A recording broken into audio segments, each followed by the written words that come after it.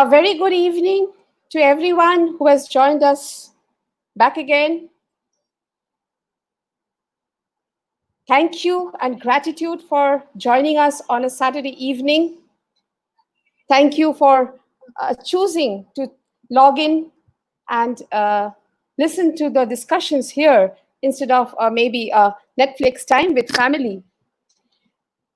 So once again, as a part of the digital campaign, With Positivity We Can, Saint Vivekananda English Academy, Guwahati, and Swami Vivekananda International School, Kolhapur, brings to you the second part of the webinar, Education in the Times of COVID-19, Emerging Trends. This is the third webinar which has been organized as a part of this campaign.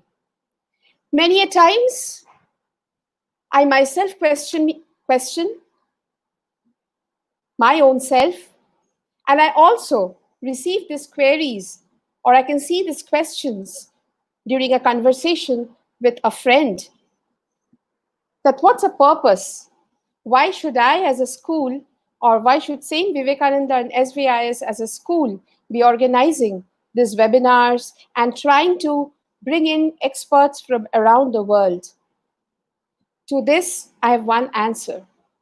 And that answer is in a story. And the story goes like this.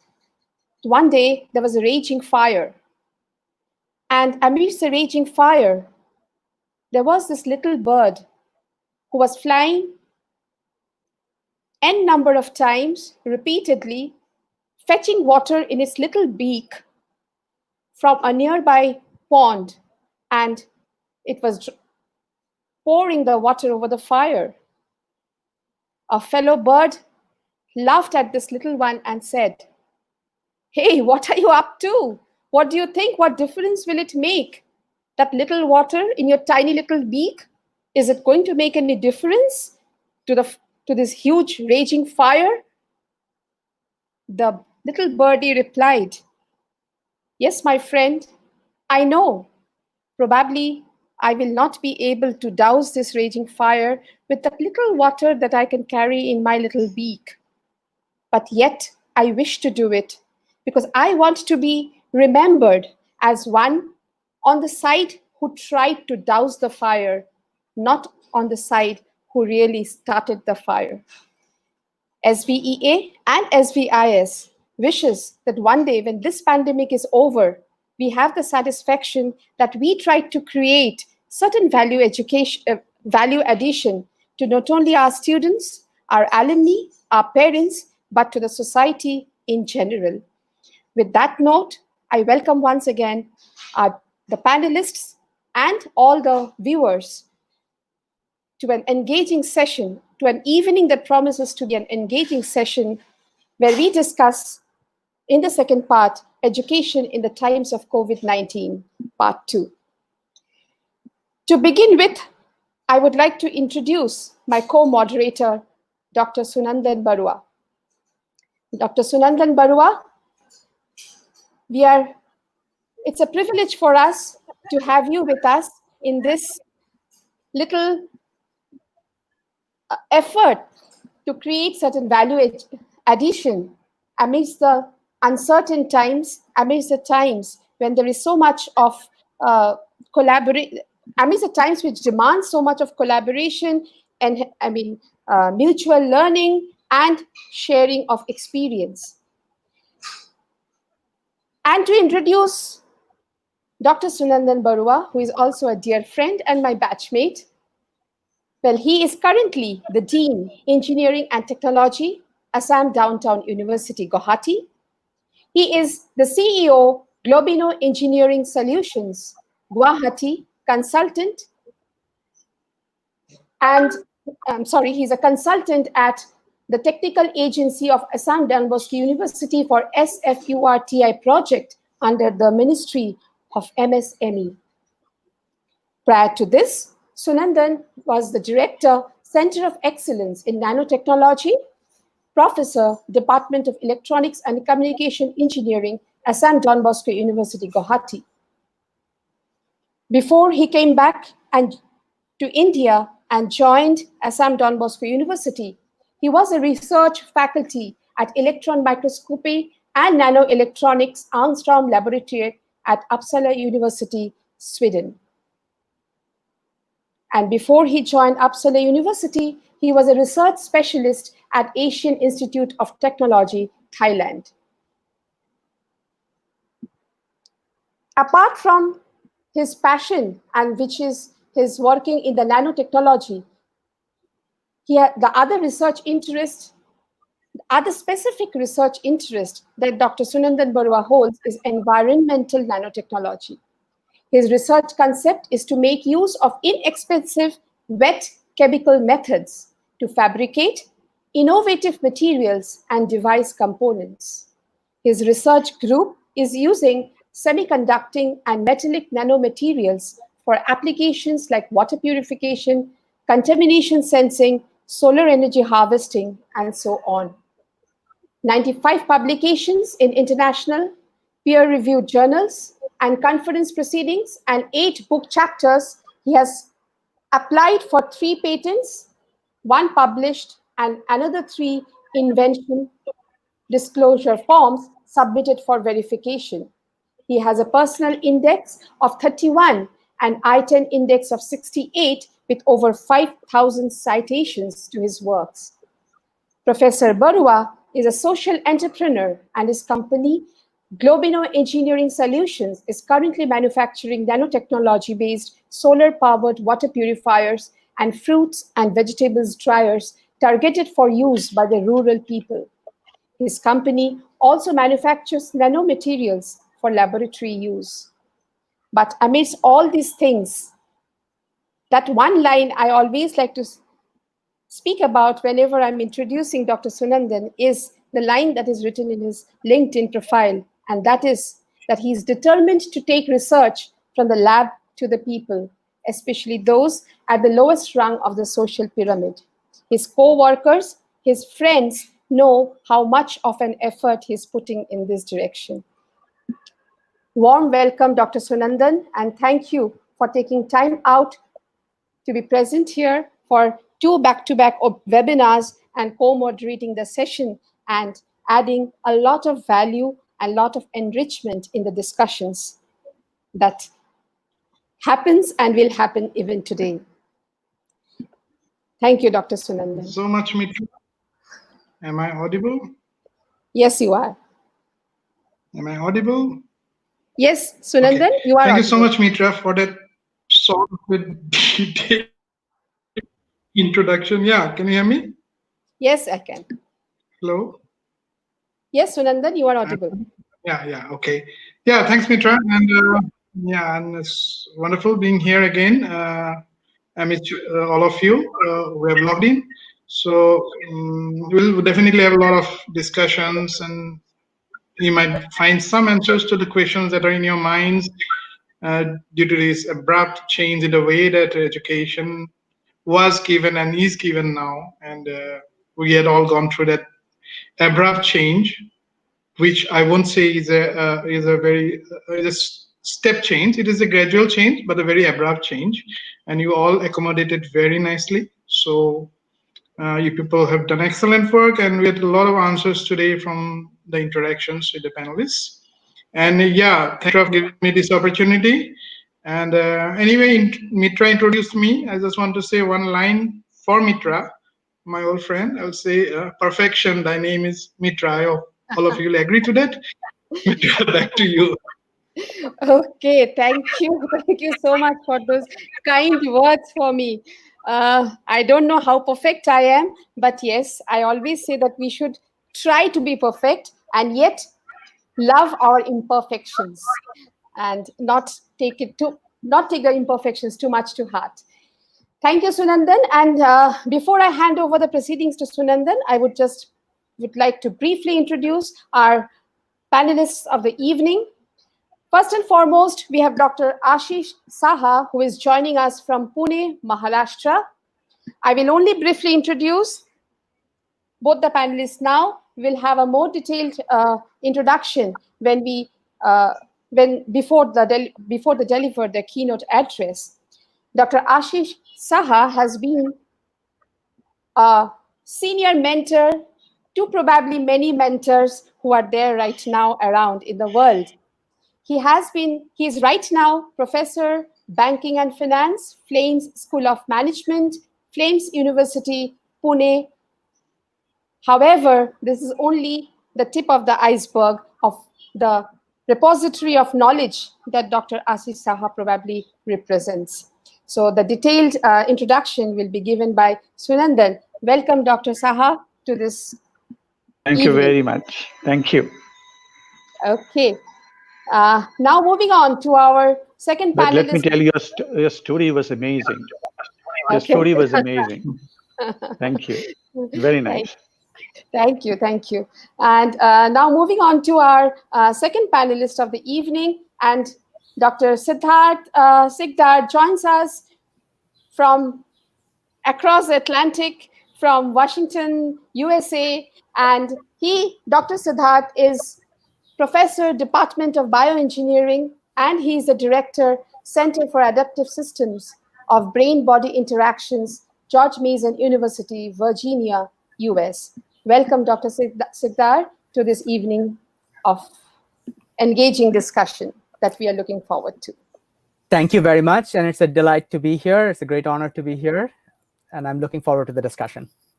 Thank you so much. So with that introduction, I hand over the proceedings to my fellow moderator, the co-moderator of the evening, Dr. Sunandan. Over to you, Sunandan. Thank you, Mitra. Okay, I'll start this session for Professor Saha, and I've been given the responsibility to introduce him. And whatever Mitra said about the tip of the iceberg, even though when I was looking through his CV, I said, okay, if I have to introduce him, in the short time that I have, it will again remain a tip on the iceberg. So, but let me try to see if I can give you a gist of the amount of work that Professor Saha has been doing over the years. So currently, like Mitra mentioned, he is a professor and area chair, finance and accounting department of. He has a very illustrious career, PhD from Calcutta University, and he did his BSc in physics from St. Xavier's College in Calcutta, and he topped the list in MBM Finance from Kolkata University way back in 1979. And he also has a certificate of merit in computer programming from the Indian Statistical Institute in Kolkata, and that too at a time when computer was new to India. And he had so many different positions of responsibility. He was the director of the National Institute of Bank Management. That's for over a decade almost. He was also a professor at NIBM, visiting professor, banking and risk department at the University of Utara in Malaysia. He was the chief editor of the International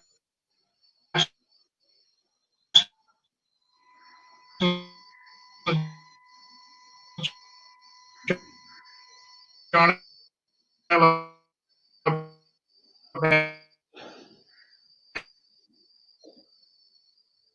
Banking and Finance from the University of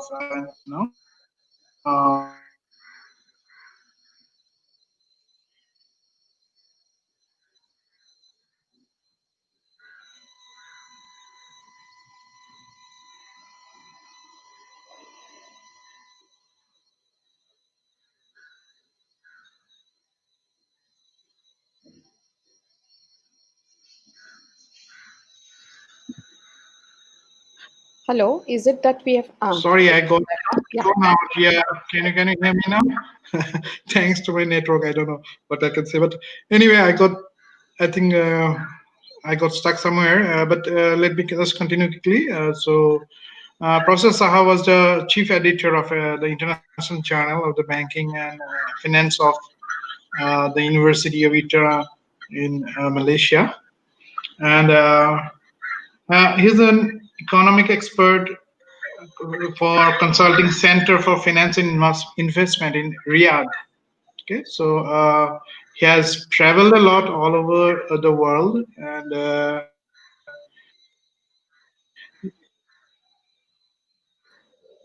he has speakers in national. He also was appointed as a non-official director of the board of UCO Bank by the Ministry of Finance, Government of India. 6 PhDs completed under his guidance, numerous papers in peer-reviewed international journals, and many research projects were completed successfully under his supervision.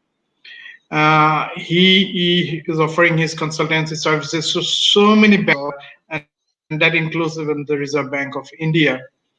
So, like I said, so many things that I can but for his own lecture. So I will now request Professor Saha to present his views on the topic that was how do we restructure curriculum pedagogies and assessment methods in the current pandemic situation in order to make teaching learning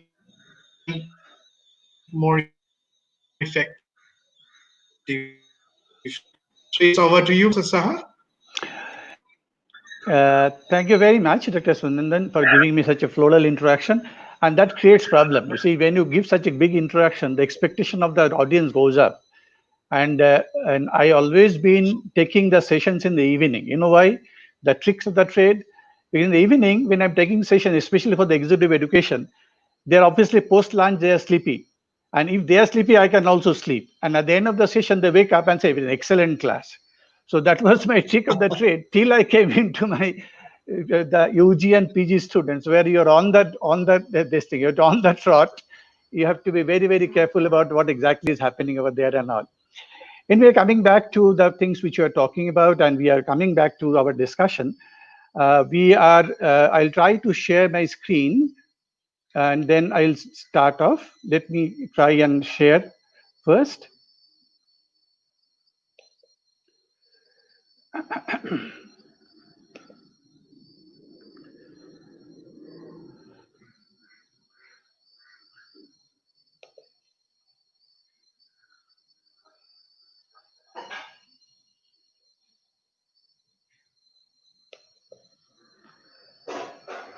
Is it visible?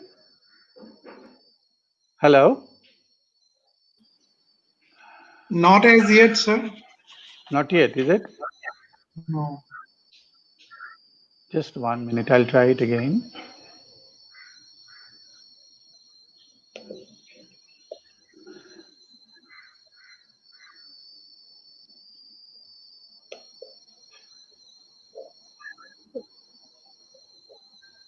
In case it does not happen, Dipjyoti will share the Yeah. screen, your slides maybe from this end.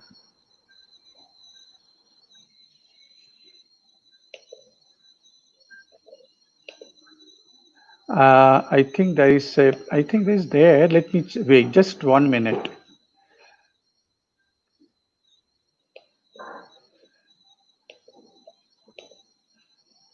I don't know. Okay, you try from your end. I think there is some mix up here. Mitra, can you try it from your end, please? Yes, Dipjyoti, can you please come in, and maybe you tested the slides. If you could share.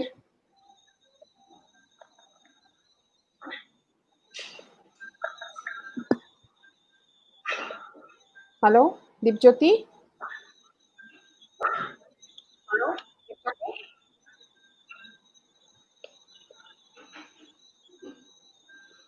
Can you hear me, Dipjyoti?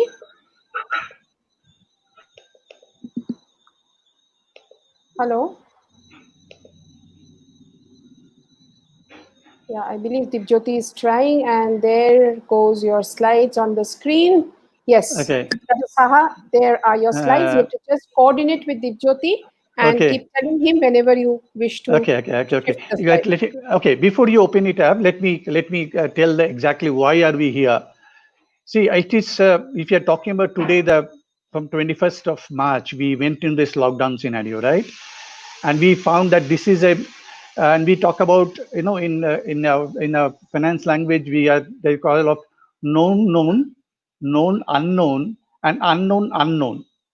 Now we are in a stage of unknown unknown. Now that COVID-19, in fact, if we go back, it happened way back in 1918. We had that this Spanish flu. And that Spanish flu, since then, we didn't have such a huge crisis. You remember during that time, about 500 million people were actually infected across the globe. And 5 million people in the US died from that particular pandemic. Now, after that, so we thought that this is not going to repeat. And that's what the human mind is. And in finance, we talk about two things which are very, very important for us. I think I should mention this. We call it is a black swan event. What is black swan event? In fact, actually, it was Nassim Taleb who wrote a book on black swan way back in 2007. And you may be knowing that 2008, we have a major financial crisis around the globe, which crippled the entire world in terms of the financial crisis we talk about. And it took more than 10 years to recover from that particular crisis. Now, Nassim Taleb, he said that black swan, and what is a black swan? Black swan, normally we normally see the swans, and all the swans are supposed to be white. And we never see what is black swan. But the question, in my whole life, I might have seen only the black swan, white swans. And I have believed that all the swans are white, till I see only one black swan. Once I see one black swan, my whole perspective undergoes a change, and I feel now say this, there is no longer all swans are not white, there is also a black swan. Now, what does black swan mean? Black swans are low frequency, high intensity events. Low frequency, which means happens very rare in the lifetime. High intensity, when it happens, it hits very, very hard. This is called black swan event. That's what we cover the financial crisis. We call it a black swan event, and he predicted it. But then the question comes in, then we are 2020, when we're talking about COVID, the new concept has come. This is called the gray rhino event. What is gray rhino? The gray rhino event, and it was actually proposed by Michelle Wucker. She wrote a book. The book name was How to Recognize and Act on the Obvious Danger, the gray rhino, right? That is the title of the book. She's from Columbia University, and she mentions that these gray rhino events are those events which are highly probable, but with high impact, yet neglected. Mark the word. It is highly probable, with high impact, but we neglect it. In black swan, rare, lowest probability, high impact, right? And it all of a sudden happens. The question is, when we are talking about this scenario of COVID-19, we thought that we know that is going to happen and all. It's not a black swan event. We knew that is going to happen because it is already out in China. And we knew that is going to happen, but we thought that is not going to we will not be getting affected by this. And we were not taking the precautionary measures because of this. And as a result of which, when we are hit, we didn't know where we are moving towards. And now, even today, when we are talking about unlocking scenario, look at the scenario here. Even today, the problem with the public mind is we think that is not going to affect me. So I go on do not follow the type of precautions which are supposed to take. And as a result of which, again, we are in a peak scenario. Now, why I'm saying all this, that ultimately as a teacher, this COVID-19 event has impacted us directly. Now, especially the education system. Now, coming back to our presentation, let us start with that presentation. First slide, please. I cannot see the slide, yeah. So we are saying, how do we restructure? Remember, the word is restructuring. The curriculum, the pedagogy, the assessment methods in the current pandemic situation in order to make teaching and learning more effective. So essentially, as a teacher, we are confronting overnight something has changed. Overnight, now we do not know how to manage this scenario, right? Go to the next. Let us open up the discussion there. So when we face this on 21st of March, the question comes in: why should we restructure? What is the need for restructure? Why should we restructure coursework? Why should we restructure my pedagogy? Why should I restructure my assessment methods? Because something has happened. We change the entire thing. There's a paradigm shift. Go to the next slide. So when I talk about the next slide, please. Now, look at this. The COVID-19 has forced a paradigm shift in the traditional mode of teaching and learning, right? Earlier, what is the traditional model? Traditional model is we walk into a classroom, students are there, we get them engaged and see my entire environment is there to get into the class and take it up from there. Now, what happened overnight? This traditional classroom setting has been completely discarded in favor of online, right? And which has created a yawning gap. We don't see the students sitting across to us, right? They're far-fetched sitting somewhere in their home. I don't see their faces. And occasionally, if I want to see their faces, the video may not be working, the audio is not audible. So it's a yawning gap. So as a teacher, the first thing which we normally look for the creating the connect between the student and the teacher. I try to catch them eye to eye so that in the class, I'm in the class with them, we're engaging them in the discussion which I want to open up. But now today we're confronting a scenario where we can't see them. They're all in a virtual side. And we have to struggle it exactly with whom we are talking to. You must have noticed they're also trying to say, are you able to audible? We are not sure whether you're able to hear the other side of the story. So what we are talking about, it was so, I mean, what we did, we are also not ready with this. So as the colleges or universities are closed, the schools are closed, we are forced to shift into online mode. We didn't prepare for it. It was all of a sudden. It was abrupt, like Dr. Nandan was saying this. It's an abrupt change. In this abrupt change, we didn't prepare for ourselves to do this. Now, if this be true, now we have ran through at least one semester in our university. We have completed one semester. You'll find international also nearly one semester is over through this pandemic scenario. So if this be true, now that time has come, are we going to open up our schools in the month of August? Even UGC has extended the date to in the month of August. Now the question is, are we able to open up in the month of August? Will I be able to call back the students in the classroom? Will the parents feel safe and sound to send their students in the campus? Even if it's in non-campus scenario, will they be able to congregate in the classroom? Now, these are the questions which are lurking in our mind. So what I'm saying to you, to all of us, that we should know this, what has happened because earlier time we didn't have the time for preparedness. Now that we have run this for some period, we have some experience to fall back upon. Can I reassess? What are the faculty, what we have done, they're sharing the experiences and find out what experiences can be codified, what modulation is to be done. Because ultimately our job is to kindle that knowledge, that urge for knowledge in the mind of the students. So we should know where to position ourselves vis-a-vis the students in the future. So that is why I'm saying that please don't think that things are going to, things change by August, very good. If not, we are mentally prepared. Internationally, they're saying it may go up to the 2 more semesters it may go into. But at the same time, there's nothing to go. I mean, if it doesn't happen, it's good for us. We also learn, I mean, we can do a different type of ball game. We have also learned something new. We can combine both technology and others. Having said that, let me go to the next slide, please. So what are the challenges which you have? When in an online mode, the reduced attention span of the students, because there are a number of distractions in the back home situation, right? We are sitting in a home. In a home, you know that we don't have a separate room for each of the boys and girls in the house. In a two family member, I mean 2+2 member family or a bigger size of the family, you don't really have the room where you can exclusive attention be given to the students. So he has caused a different distraction back home situation.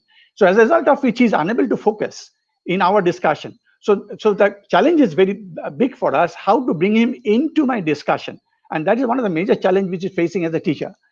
Now the next is the scope of personal and group interaction between the teachers and student is very limited, because we are not able to do a group discussion, group interaction.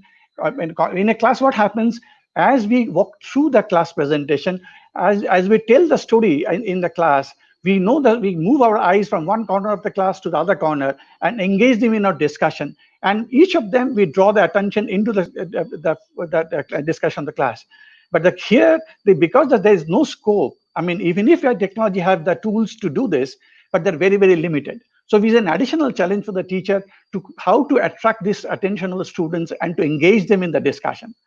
Third, as I said, the mental faculties of the students are also engaging is also different. Some students are much more engaged in the discussion. Some are maybe they may not have that power to engage in the discussion. And also there is inherent heterogeneity in the grasping power of the students. All 5 fingers are not equal. As a teacher, when I go to the class, I know, looking at the face of the students, who is at what level.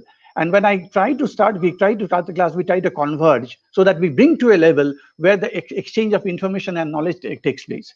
So now the fourth issue, which is important for us to appreciate, that access of IT support and net connectivity is actually, today also we see that is not as perfect as we think it should have been. And it may not be available in back rural areas. In fact, that's what the student, I was talking to one of my colleagues at IIT Chennai, IIT Madras, and he was the professor, he's head of the department, professor of the humanities and social sciences.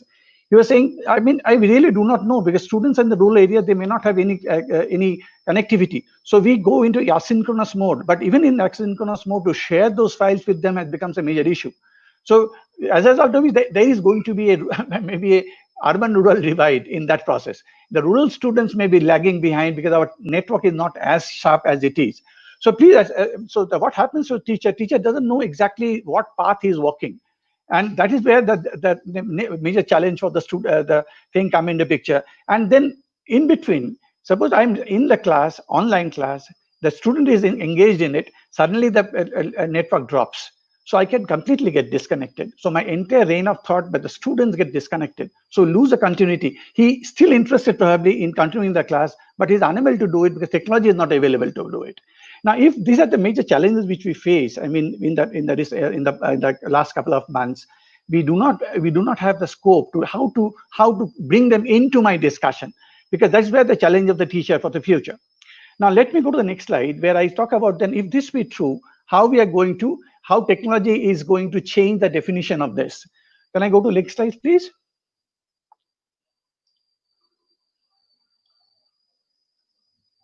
Can I go to the next slide, please? Hello, Mitra. Hello. Yeah. Now we are talking about technology and higher education. How technology is going to affect the higher education and how can we use it optimally? And that's a challenge which you're talking about. Let's go to the next slide. And this is what exactly I'm bringing in here. This is the discussion which I had from the Harvard Business School. I thought I'll share this thing with you. It's very, very relevant for us. For when we are, as a teacher, we are trying to get into that boat. Now, technology is assaulting the knowledge work. I'm taking a view. Dr. Baruah, if you think about it, I'm making an observation. It's not actually my observation, it's essentially the concern expressed by Harvard Business School.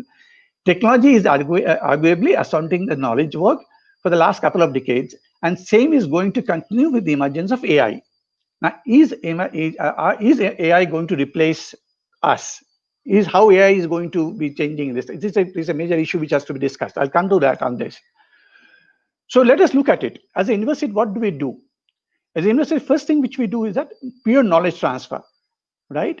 And we form the foundation of the students, right? Now, pure knowledge transfer, the theory and building blocks we are talking about, and then how I build up. Then we talk about others.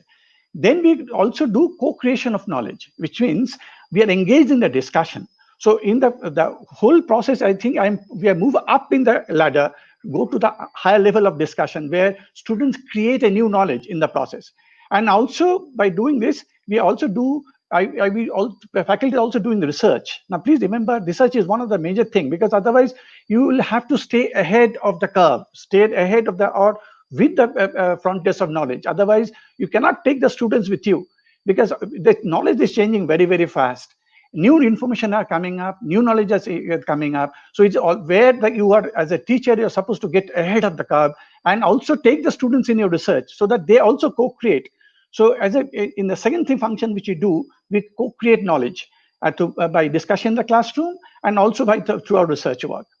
Then we also inculcate capabilities. What are these capabilities? Like judgment, the creativity, the connecting the dots in a complex set of variables, the communication skill, the persuasion skill, the emotional intelligence, and so on. Now, there are things, the bouquet of things which as a teacher, which you do in a university. Now, please remember, this is where now I come back to what technology can do. Technology can facilitate pure knowledge transfer. Now, AI can diagnose the learning needs of individual students and guide their learning process, because this is where the interactive thing they do. What they cannot do at the second and third thing, where we are talking about co-creation of the knowledge, because there is not a 1 + 1 2 1 + 1, because AI is a highly statistical tool. It is also a predictive purpose. It is crunching a huge amount of database and trying to predict what is going to happen. But what happens as a faculty or as a teacher, we co-create knowledge. The knowledge emerges. There's no structured thing in this. It creates through the discussion. We take it to the higher and higher span of ladder. Similarly, these judgmental issues, the connectivity of the dots, these complex environments, how to correlate those events. It's called lateral thinking. Those type of situations are not possible in the case of through AI. And now this is the view of what the view of the school which I'm talking about. Let us go ahead with the next slide, please. So what are the structure the education is going to emerge in that? So what we are talking about, can you go forward, please? One more slide.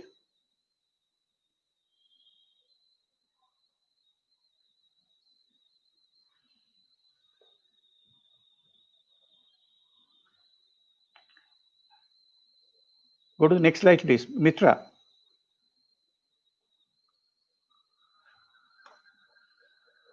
Okay, what I'll do is I'll open up in my share thing. I don't know whether.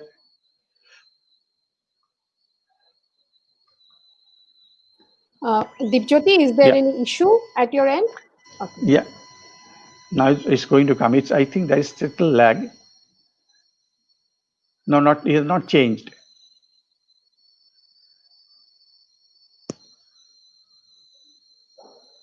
Yeah, maybe you can just speak, and in the meanwhile, I'll just check out what's the problem at the end. Yeah. I just 1 minute. Let me, because this is very interesting slide. It was just 1 minute. Let me open it up.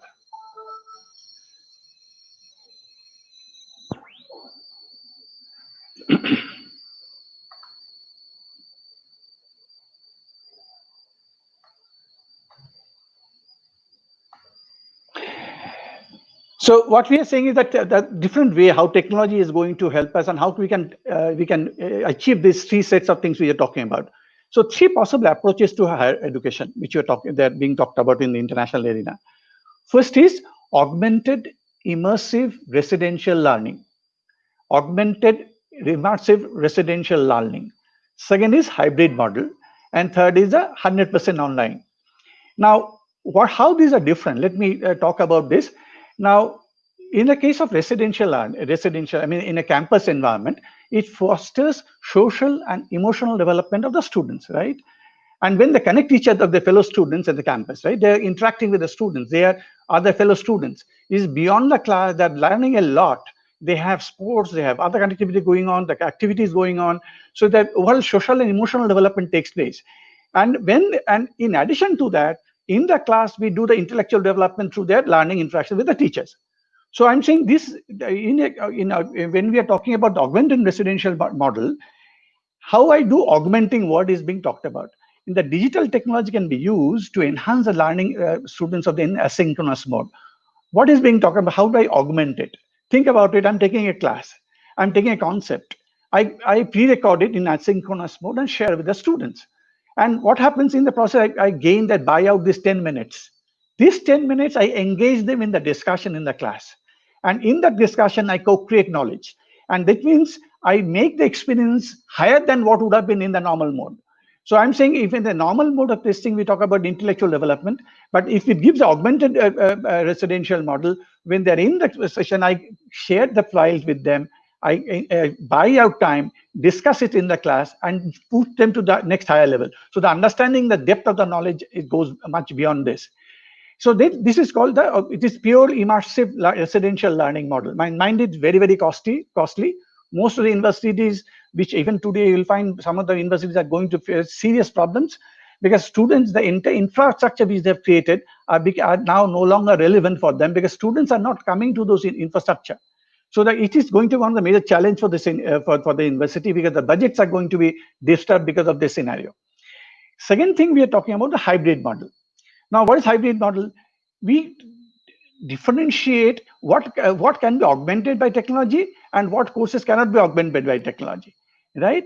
So the question comes in that if you are talking about hybrid models, so those which can be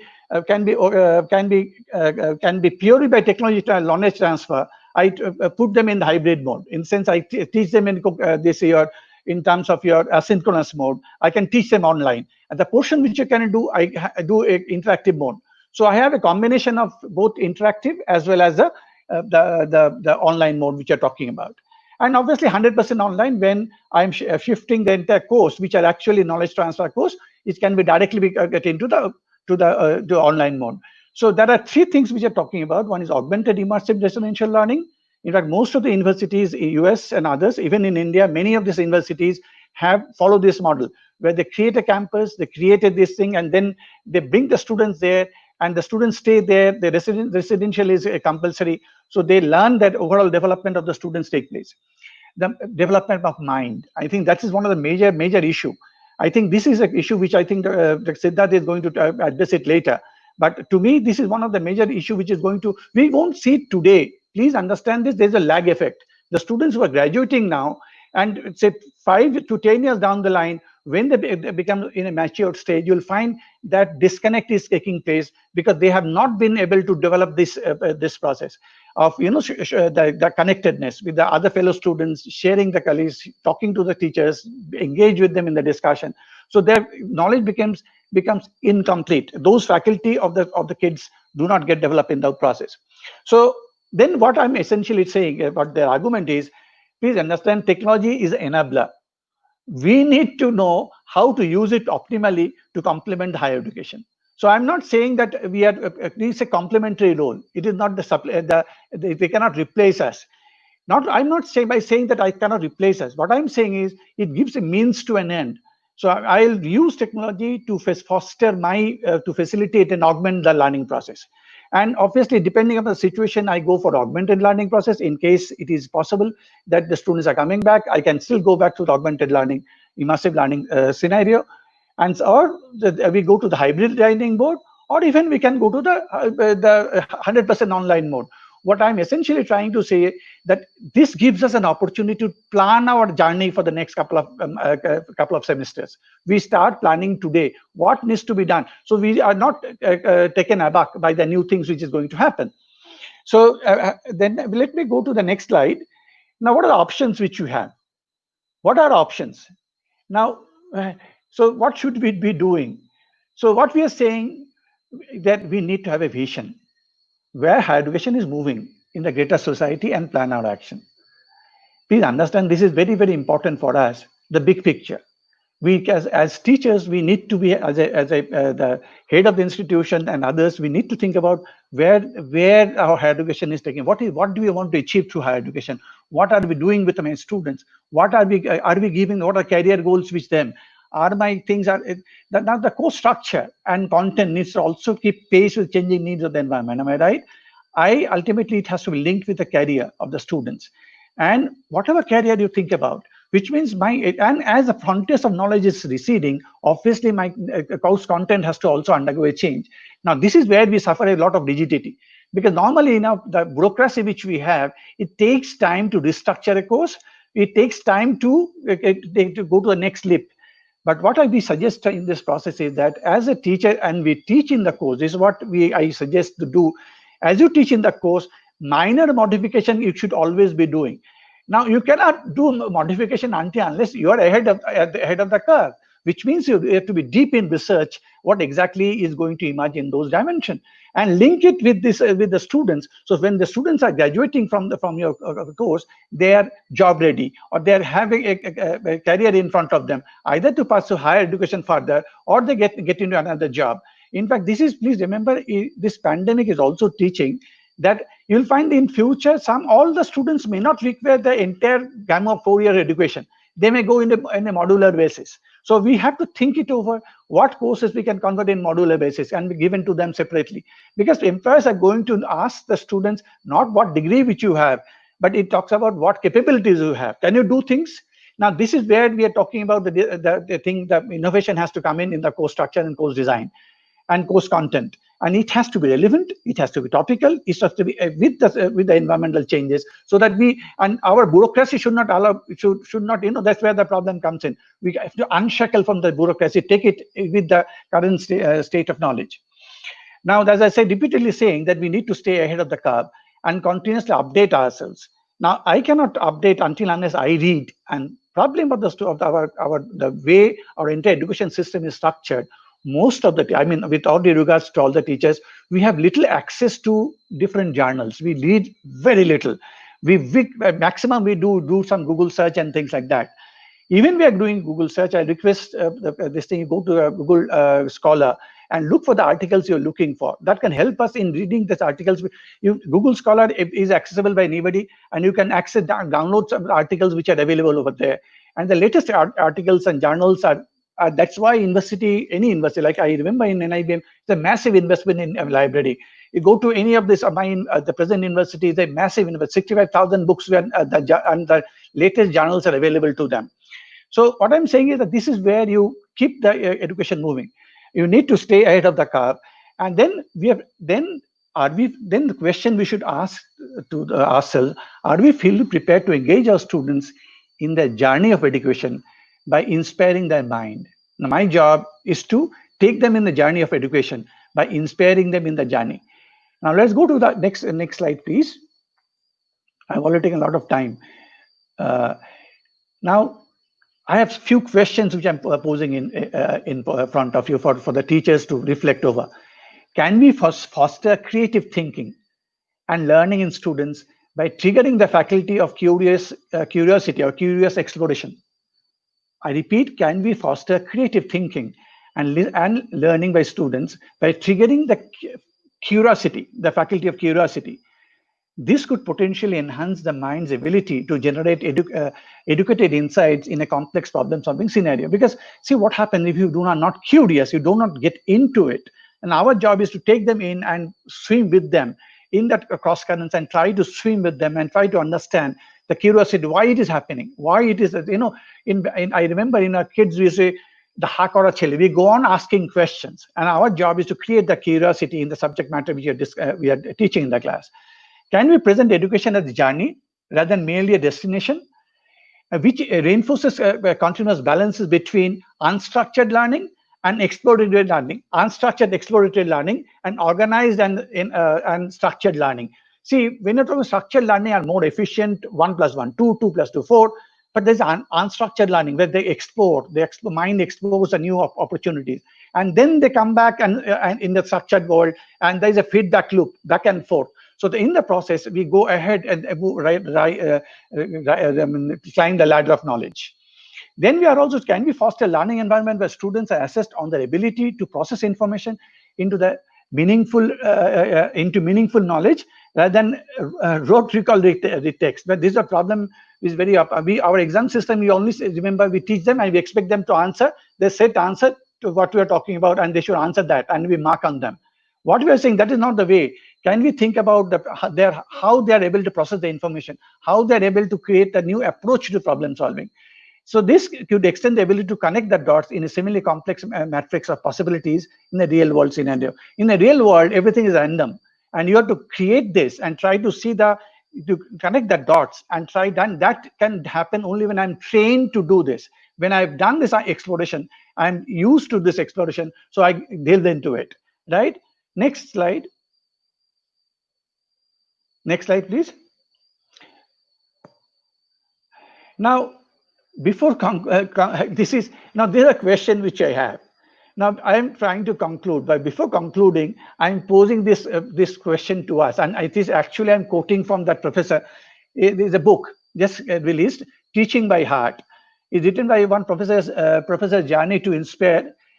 The name of the book is Teaching by Heart, One Professor's Journey to Inspire. This is written by Professor Thomas J. DeLong. He's a Baker's Foundation Professor of Harvard Business School. Now, see what he says in this book. It's very important for us. I think it may talk about the mentoring issues very much, because see, essentially as a teacher, we are also supposed to create the new gen who can pass on the baton to the next gen. Now, this is where the question of mentoring comes in. This is where the question of the continuity of our teaching comes in, and we scale up the next. This thing goes higher than the previous teacher. I am fortunate we have got great teachers in my life, and who have induced me into this profession. I hope now look at this. What he's saying. He said, what happens on multiple levels while I'm teaching in that class? What I'm thinking and feeling as I process, and what students are thinking and feeling. Now look at this is where it happens in the class. What happens on multiple levels while I'm teaching, what I'm thinking and feeling as I process what students are thinking, because students are in front of you, they're discussing. So how we are doing this? This is a question to ourselves. Then he's saying, how are my internal conversations affecting how I teach? Because as I see, I am talking to myself as I deliver this thing. The iteration is going on in my mind. Next is, how can I manage my biases and emotions? Very, very important for us, biases and emotions. We tend to be biased to a particular group of students, and that the harms spoil the whole broth. Review what transferred in the classroom. Write down notes on how I'll connect today's lesson. When the class is over, so I come out of the class, and then I write down notes on how I will connect today's lesson with tomorrow's lesson, and evaluate the performance of the students. This is called the continuity which you're talking about. Next, what am I thinking and feeling in those reflective moments after the class has ended?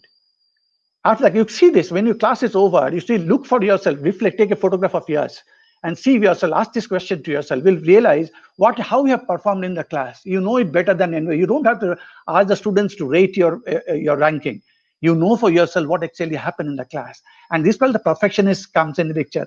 You ride on this, yes, we are not perfect, which means you have to be completely prepared for the class. And most of us, in fact, even today, believe me, after my 35 years of teaching, even today, before the class, at least I spent previous night a lot on structuring the session.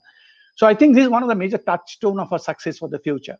Then what I'm thinking and feeling, those reflect when the class has ended. And then finally, what he's saying, as I gaze out of the window of my office, after the class, I come back to my office, what I'm conjuring in my head, what I'm thinking, are my thoughts and emotions constructive, destructive, or numbing? Now, this is where I'm saying ultimately that technology is one side, students are the other side. We, the teacher, who are the purveyor, we are supposed to be the carrier of knowledge. We are supposed to impart those new eyes to the students. So it's a search, continuous search for ourselves. There's nothing called perfect. There's a unending boundary. As you move forward, the boundary recedes. So the question of perfection. So with this, I conclude my session by saying that there is always a positive side at the end of the day. But let us see how we prepare ourselves to face the new reality. Thank you.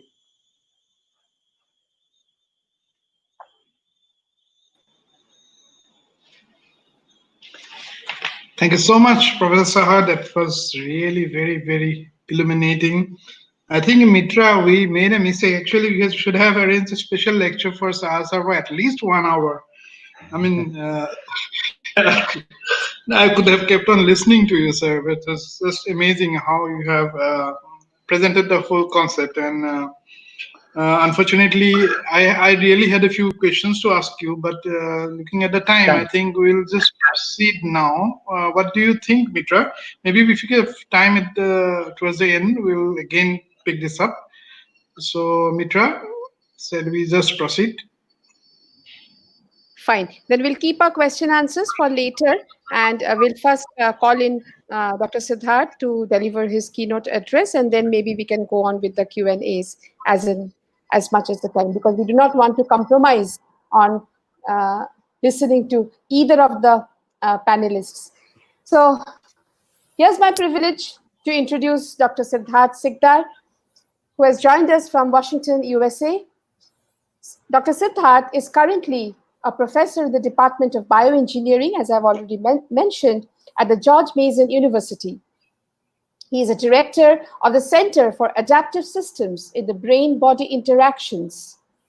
The vision of this organization is to improve the function and quality of life of individuals living with physical and psychosocial disability. The Transdisciplinary Center brings together faculty with expertise in engineering, computer science, psychology, neuroscience, rehabilitation, and social work to conduct cross-cutting research to investigate the biomedical, psychological, and social dimensions underlying the disabling conditions.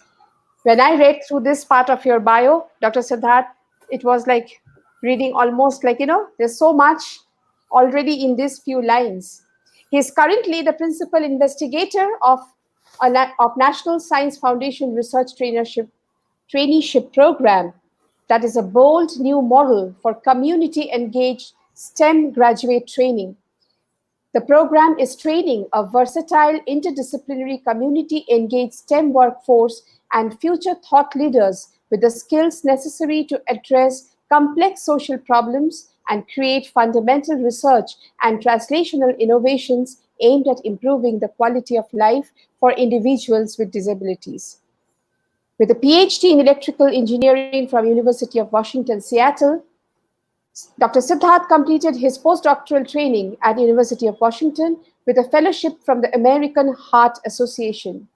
Since joining George Mason University in 2008, he has been a recipient of the NSF Career Award, Mason's Emerging Researcher, Scholar, Creator Award, and was a nominee for the Outstanding Faculty Award of the State Council of Higher Education in Virginia, among several other awards. His current research is funded by the National Science Foundation, National Institutes of Health, Department of Defense, and the Veterans Health Administration. Dr. Siddharth is an alumni of IIT Kanpur, from where he had completed his BTech in electrical engineering. And if I may just go a little more to his past, he is an alumni of Ramakrishna Mission Narendrapur and St. Xavier's Durgapur, and had a brilliant academic career all throughout his life. Over to you, Dr. Siddharth, for your keynote address on paradigm change in education during COVID-19, opportunities and challenges. All yours to you. Thank you, Mitra. Let me try to share my screen.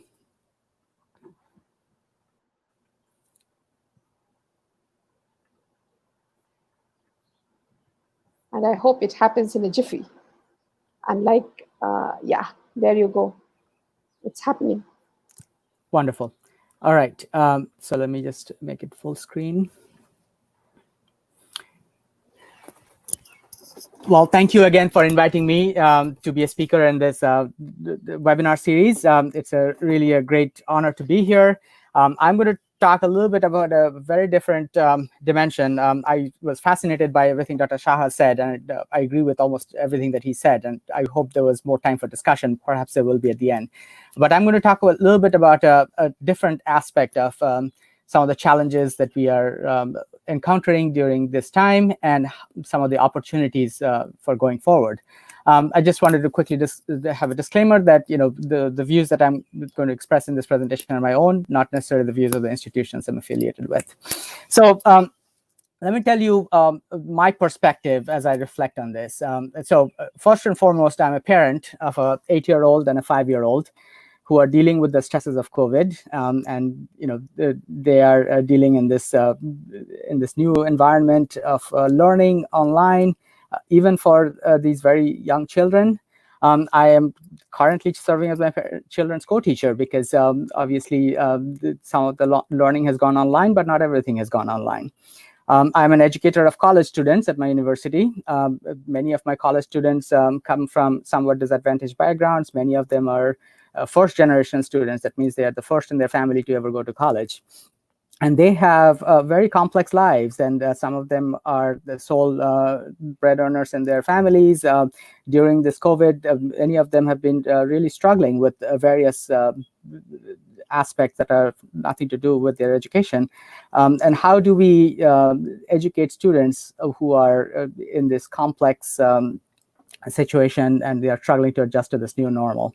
I'm also the director of this interdisciplinary center that Mitra mentioned, and the focus of the center is to really have interdisciplinary research on disability and behavioral health. And so that informs my perspective as I think about education in this new times. I'm also a mentor preparing future thought leaders. And these we are, as Mitra mentioned, we have a traineeship program where we are trying to train students to really tackle complex societal problems without being hampered by disciplinary boundaries. So how do I prepare my students to create change in this new world? So that's sort of my perspective, where I'm going to come from. So in my center, we talk a lot about sort of transdisciplinary research, which means focusing on the problem and not worrying too much about the disciplinary boundaries. And one of the tools that we often use are these so-called social ecological models, and these are applicable in a number of different conditions, but in particular, it's also applicable to education as well. So the way to think about this is that we always focus on the student who is receiving the education, but we have to understand that this is not happening in a vacuum. This is happening in a very complex environment, and so obviously there are the teachers, the peers, the students, the other students and their friends. There's of course the school and university setting. As Dr. Saha mentioned, there are multiple models of how the schools and universities might be delivering content. The parents and support networks are critically important, and we have seen how important this can become, especially when there's a disruption. The way society thinks about education, and the way society thinks about how and what the value of education is. How is our community supporting the education of these students? And on top of that, the laws that are protecting education or enhancing education, enhancing access to education, these are all critically important. So these have always been important, but I think what the COVID crisis and the related school closures have done is it has brought into sharp focus all these complex interactions, and in particular the disparities and barriers that exist at each level of this social ecological model. So many of the systemic problems that used to be chronic and somewhat under the surface have suddenly become acute problems. So now all of us are having to deal with this suddenly without much preparation. So and the one thing that I would like to emphasize in my talk is that the problem is not just a loss of learning. Obviously, the students' education is compromised, and in particular, it is compromised more for some individuals who do not have access to technology, who do not have access to broadband internet. So that's certainly a disparity that has been starkly highlighted. But also, I would say in some ways the bigger problem is the loss of connection with peers and the disruption of the routines. And what are its implications for mental health going forward? So, so this is a critical problem. So before I talk about this, and so this is a problem not only for individuals who have pre-existing mental health disorders, but also for all students. Everybody now has some new vulnerabilities that have been introduced by COVID. But before I talk more broadly about the broad student population, let's talk about some students who have traditionally been disadvantaged. So this is a snapshot from the World Health Organization's website. And I just wanted to highlight a couple of things. So worldwide, about 10 to 20% of children and adolescents experience mental disorders. This, I don't think, is very well appreciated. So this means that all of you know more than one child who has mental disorders. And many of these mental disorders that persist into adulthood begin early, begin in young children. And accelerate throughout adolescence. If untreated, these conditions severely influence children's development and their educational attainments and their potential to live fulfilling and productive lives. And one of the things that we have a long way to go in enhancing the services that are available to these students, their lack of access to care, the overcoming the stigma associated with mental disorders, And according to the World Health Organization, disability rights are fundamental human rights. So all these children have a right to be educated, granted access to education the same way that other typically developing children are. So this is a pretty significant problem. And so the question is, why do we want to address mental health in schools? I think the primary reason is because when kids are healthy, both physically and mentally, they are ready to learn. So this is a critical reason for addressing mental health in schools. And just to give you a sense of what kind of issues we are talking about, this is some data from the Centers for Disease Control in the US that talks about the prevalence of depression, anxiety, other behavioral health disorders in different age groups of children. You can see that even children as young as 3 to 5, there is a significant portion of them that have significant anxiety. I can tell you from my own experience with my children, I know a lot of their peers who have significant anxiety issues that need to be treated. We tend to overlook the intersection of anxiety and depression and how that contributes to the lack of success in a classroom setting. But this is something that needs to be treated. Children cannot deal with this on their own. They need the coping strategies. They need to be given the help that they need to be able to overcome it.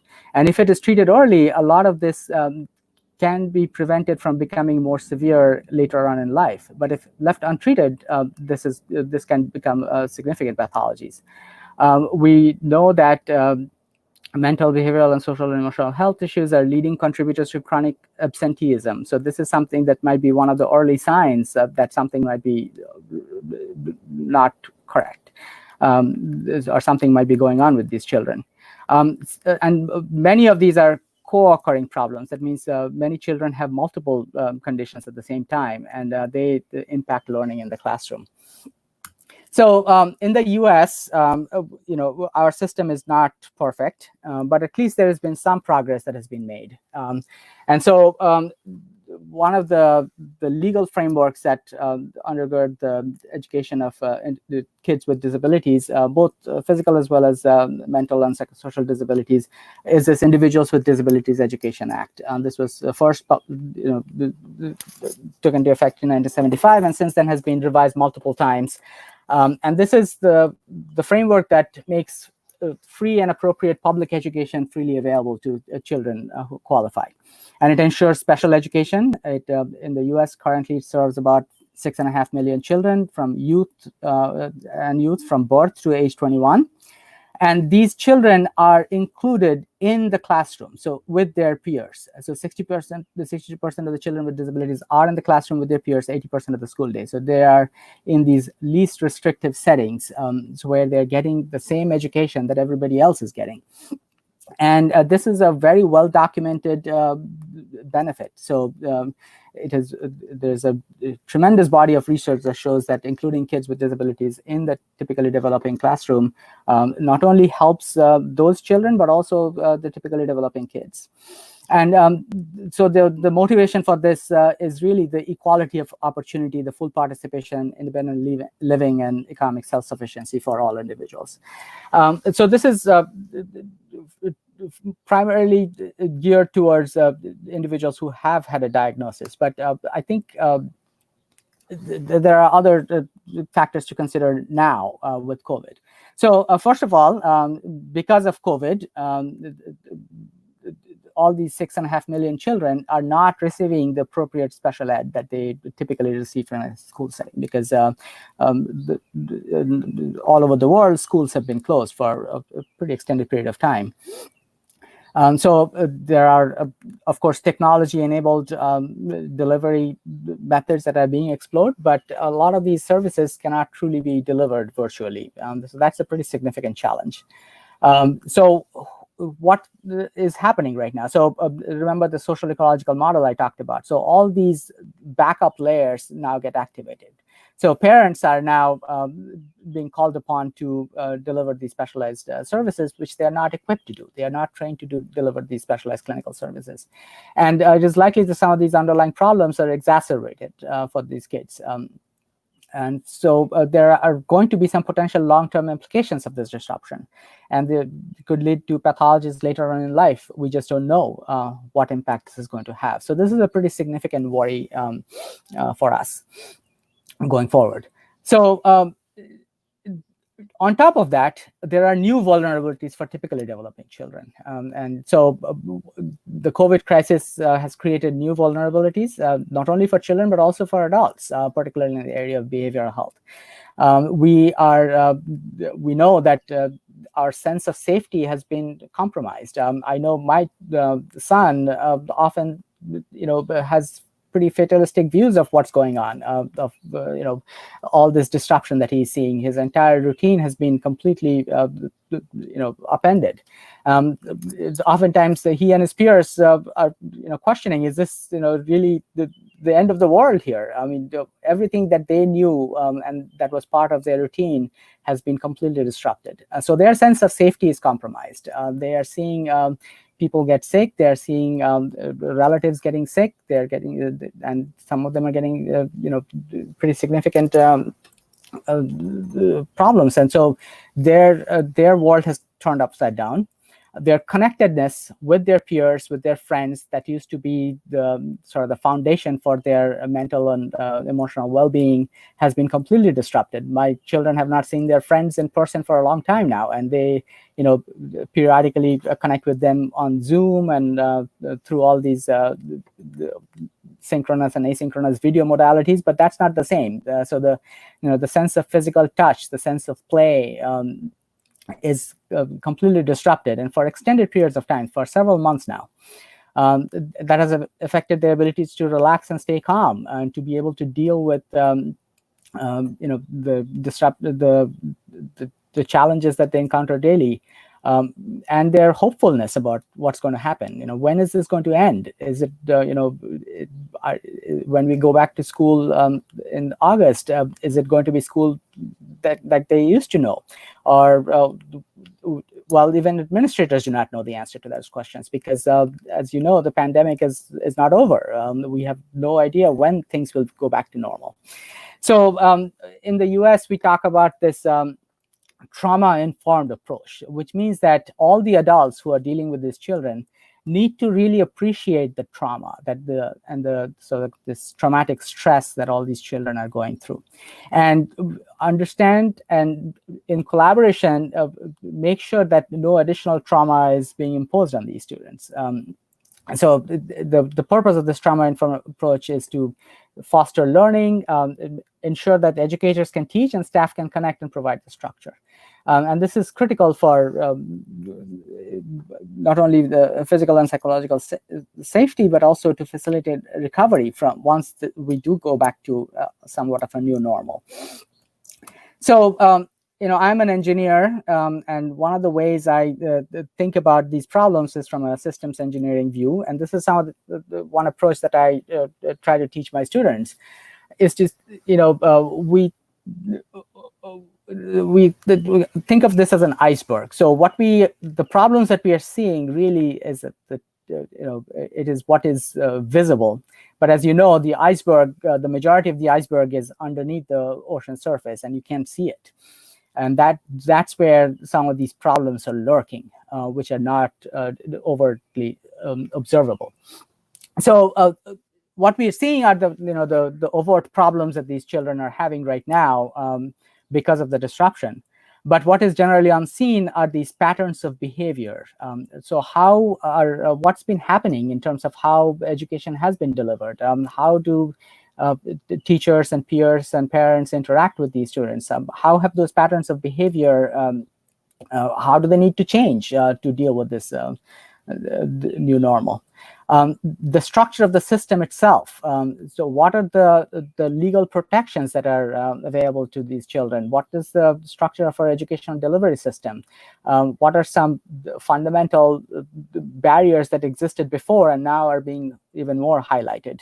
and what has influenced those patterns? What is the historical context through which the system developed, and is it time to now rethink that? And as Dr. Saha was mentioning, can we really rethink how education should be delivered, and what is the to what goal?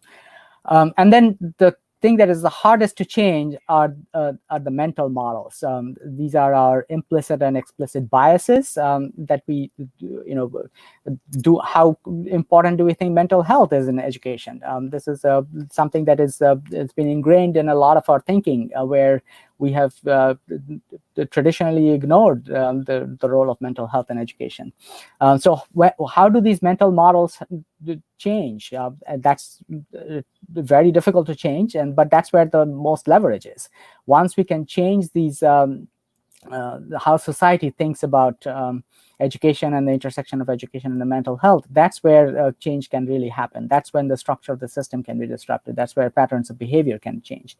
And perhaps that can help solve the problem with the events that we are seeing.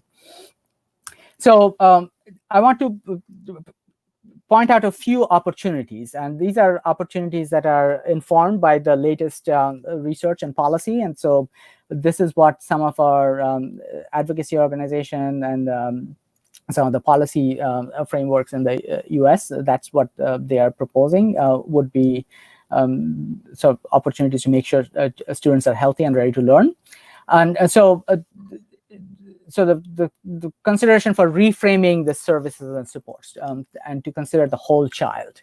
And so the first thing is to help children, families, and staff cope with separation from loved ones, requiring the isolation or hospitalization. So this has been a pretty significant disruption. And the traumatic grief due to the death of a loved one from the virus. This is obviously a pretty significant traumatic stress for the child and for the family, and perhaps for the educators as well. Understanding, reporting on, and coping with the increased risk of family violence. This is, many of you may have seen reports of how domestic violence has skyrocketed during this pandemic. There's untold stories of child abuse, domestic violence, and other things that the children have to deal with now, on top of everything else that's going on. Coping with family members and staff being laid off or out of work for extended periods of time. I know this is a pretty significant problem for the students that I teach in my classroom at the university. Many of them lost their jobs. They were the sole breadwinners in the family. They had to completely rethink what the value of their education was. Should they drop out of school because they could no longer afford to be in school? So there are all these additional stresses that are being posed on these, not only children, but also adolescents as well as college students. So what educators and staff can do is provide a sense of safety and routine as much as possible, even during this time of disruption. And one of the critical things is to connect with families who may be isolated and overwhelmed. So this is something that traditionally is not done. Increasingly in the US, this is becoming more and more common. So my son's teacher calls us almost every week to see how we are doing. And it's not the educational session. It's just a phone call to understand, how are we doing? How are we, what is our daily life like on a daily basis? How are the children dealing with it? So just that connection from educators to parents and care networks, I think that's critically important. That ensures some continuity, even though we have this very disruptive problem. And so here are some, a summary of some practical strategies, again, informed by the latest research and the latest guidance that is coming out, particularly in a US setting, but I think this can be applicable to all settings all over the world.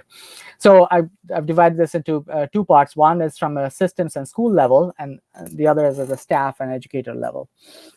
So at the systems and school level, it's very important to communicate a message of the importance of safety and staying connected. I think Mitra and her team are already doing this very well through these kind of webinar series and other methods. We should create opportunities to celebrate staff and student accomplishments during the time that the children are away and when they return. And so I know from personal experience, this is critically important. This is some of the things that keep students motivated, even when they don't see their friends. Being able to celebrate the end of the school year, even if it is virtual, that was very important to both my children. Allowing time for teachers to reflect on what they have learned from families during quarantine. Dr. Shah mentioned at the end the importance of reflection. And so being able to think about how we move forward from here. And this is very important. I think this in the US we have made some small incremental progress on this, but in the rest of the world there's still a long ways to go. Considering partnering with community-based psychologists, counselors, and social workers to help staff understand how to recognize psychological difficulties, how to identify children who may need some extra help, and not just educational, but also mental health supports. And so that's critically important. And at the staff level, to encourage students to stay connected with family and friends. And this is, again, purely outside of traditionally how educators interact with students. Support families in creating and maintaining regular routines. So, one of the most critical aspects of child development is, being in a well understood routine, and that provides a sense of safety and a security for children. Now that this routine is disrupted, it is an educator's responsibility to find out what the new routines are. So reaching out to the parents, reaching out to other family members to see what's happening in their lives. And providing opportunities for learning and family connection. Opportunities to get fresh air and exercise if possible, because physical well-being is critically important for mental health and mental well-being. Teach about how other crises were handled in the past, and to understand our history and know that this is not the end of the world. This is a hiccup, and we're going to get over this. And communities heal, communities get better, communities come out stronger at the end. Children may not fully appreciate that, even some adults may not fully appreciate this all the time. So being able to educate everyone that this is an opportunity for our communities to come together and heal and get better for the next challenge that comes ahead. And when possible, arrange for time to call and connect with the families. And this is critically important. I think this personal outreach from educators to parents to support networks is critically important. And in that social ecological model, I think it is we have to understand that the child is learning in this connected system, and so everybody needs to be collaborating and working together. And so we often have this term, it takes a village for children to learn. And so, educators need to be part of that village and well connected. So I want to close with sort of a call to action for all of us, and in particular, the students who are listening in. I think, in the US, there's a children's book that is very popular, and I'm not sure if you guys have ever read it. It's called The Giving Tree. So the giving tree bends to give children its fruit. And I think there is an implicit message here, which is that of inequality. So the giving tree is bending towards one child, but it's leaving other children is depriving other children. So that is a systemic inequality that exists in our system, and it exists all over the world. In every system, there is inequality. Some children have better access to education, to mental health, to healthcare in general than others. And so some children are always left out. So how do we fix that? How do we address that inequality? Do we provide supports? So we provide a ladder to both children. So the ladder could be technology. But is that really solving the problem? So as you can see in this graphic, if the ladder is equally high for both children, the systemic inequality is still going to favor the one child over the another. or one population over another. So equality by itself does not solve the problem. There's another way to think about this, which is equity. So you provide more support to disadvantaged children, for children who do not have the appropriate access. But this is, in some ways, an unfair system. So this breeds resentment. So you see that some children are getting extra help, and that leads to a lot of pushback. So that's not necessarily a long-term solution, and in the U.S. we have seen this a lot, where equity is a desirable goal because at least it gives everybody access, but it breeds tremendous resentment, and that's and eventually that's not a sustainable solution. What we really need is justice. We need to fix the system so that it's no longer rigged, when it's no longer bending towards one population, but that's a very long-term goal, and that takes a tremendous amount of effort from everyone concerned. So what I would like to challenge all of the students to do is, think about what you want to be in your life. Do you want to be an engineer or a doctor or a lawyer, or whatever else you would like to be? That is one role that you can play. But I think the role that you should all aspire towards is to create a more just system, to really understand what the inequities in our system are and try to address that. And that requires a lot of very hard work, a lot of advocacy, being really able to understand the underlying problems and use whatever skills you have to try to bend that giving tree towards more justice. I think this COVID crisis has exposed a lot of the inequities in our system. It has exposed a lot of the breaking points, and perhaps you can use this crisis to make some progress. So I want to thank all of you for listening, and I'm going to stop and take any questions.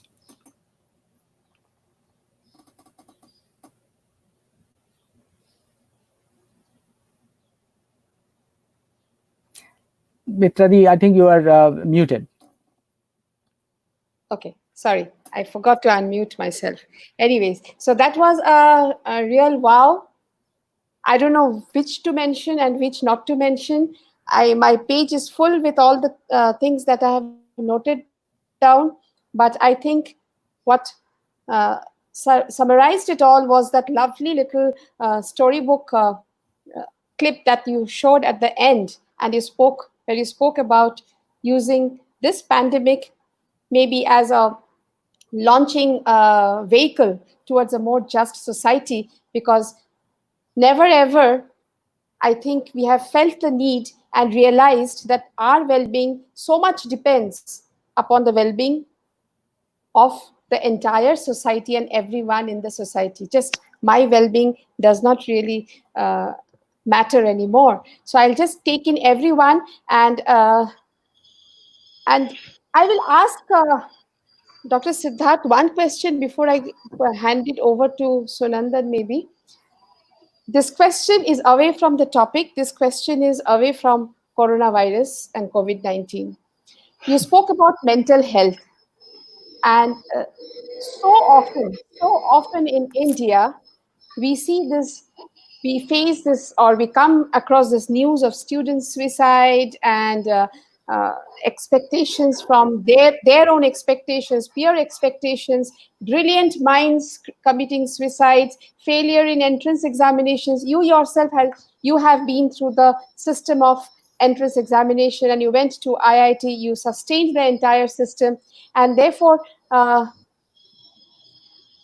what do you feel? Did you also feel that pressure at that point of time when you were looking for those,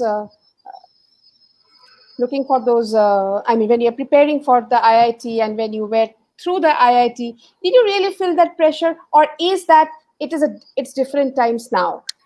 Yeah, I think the way I think about this is that, we all have external stress, right? So there are many sources of stress every day in our lives. So the way we use a term in our center called allostatic load. So may have heard about this concept of homeostasis. So homeostasis is when our body stays in balance.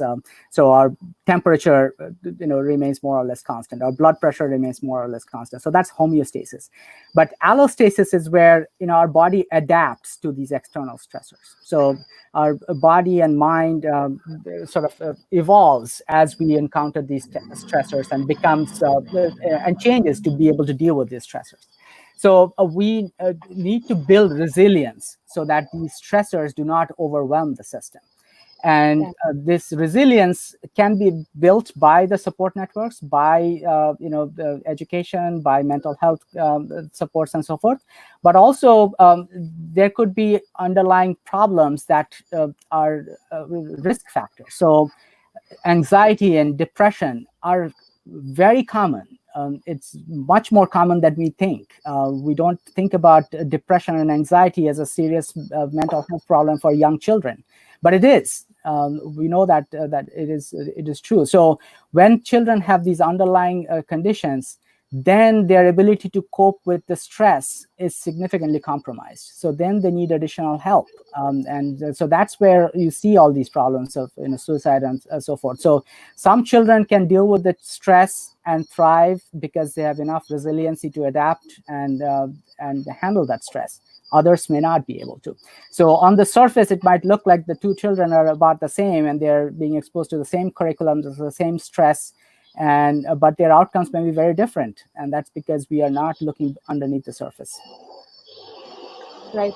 That reminds me of something which I read a couple of days ago about the frog in a pot of water, and we slowly increase the temperature of the water, and the frog is still able to sustain the increased temperature. But if we put a frog in a pot of boiling water, that same frog will simply jump out of that pot of boiling water. So therefore, I think therein comes your idea of resilience, and we gradually need to prepare them to face and take the pressure. But again, off late, I do not know if you are aware, India has been we all are in a kind of, we were rocked by that news when one of the famous Bollywood actors, a very successful one, brilliant mind, he committed suicide at an age of 34. And these are the times when we as educators perhaps, or we as parents perhaps, make some reflection and think where we are going wrong.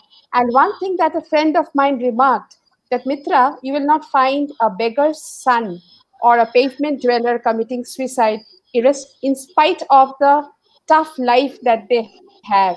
But it is children in our homes who succumbed to the pressure. So is it that we are putting more we are busy preparing the road for the children instead of preparing the children as a whole? I think that's true. I think we should prepare children to be resilient. I think more than the exams and their performance on the exams is not really what leads to success in life. What leads to success in life, I believe now, is if you have prepared your children to be resilient and adaptive, to be able to, and be curious. So curiosity and all the other things that Dr. Saha mentioned. So those are critical life skills. But at the same time, resiliency and adaptivity are critical skills, and we don't usually pay as much attention to that. Absolutely. And there's a wonderful book by Angela Duckworth, Grit. And that's what I'm currently reading. And I hope I'll get some answers how to train my students in developing resilience and grit. Over to you, Sunandan. Sunandan?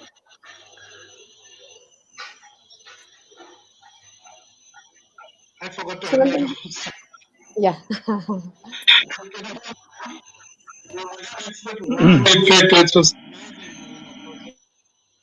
Sunandan, your voice is cracking. We cannot make out.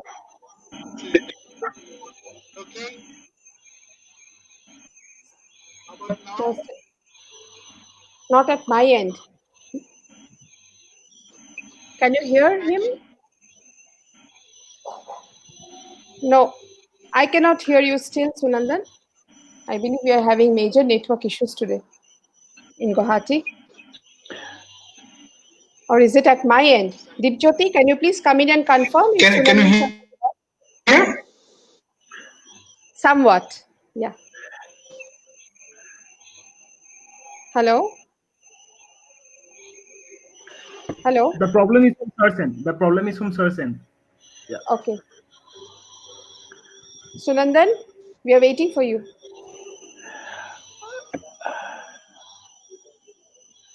Okay, I believe we have lost, just Sunandan just got dropped because of network issues.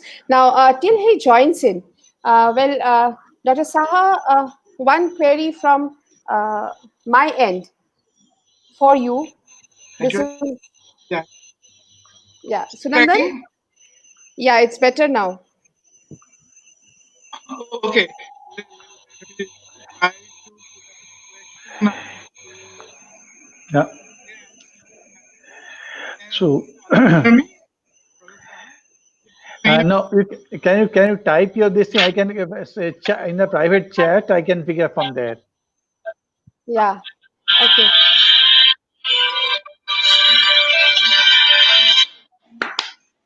Okay. Mitra,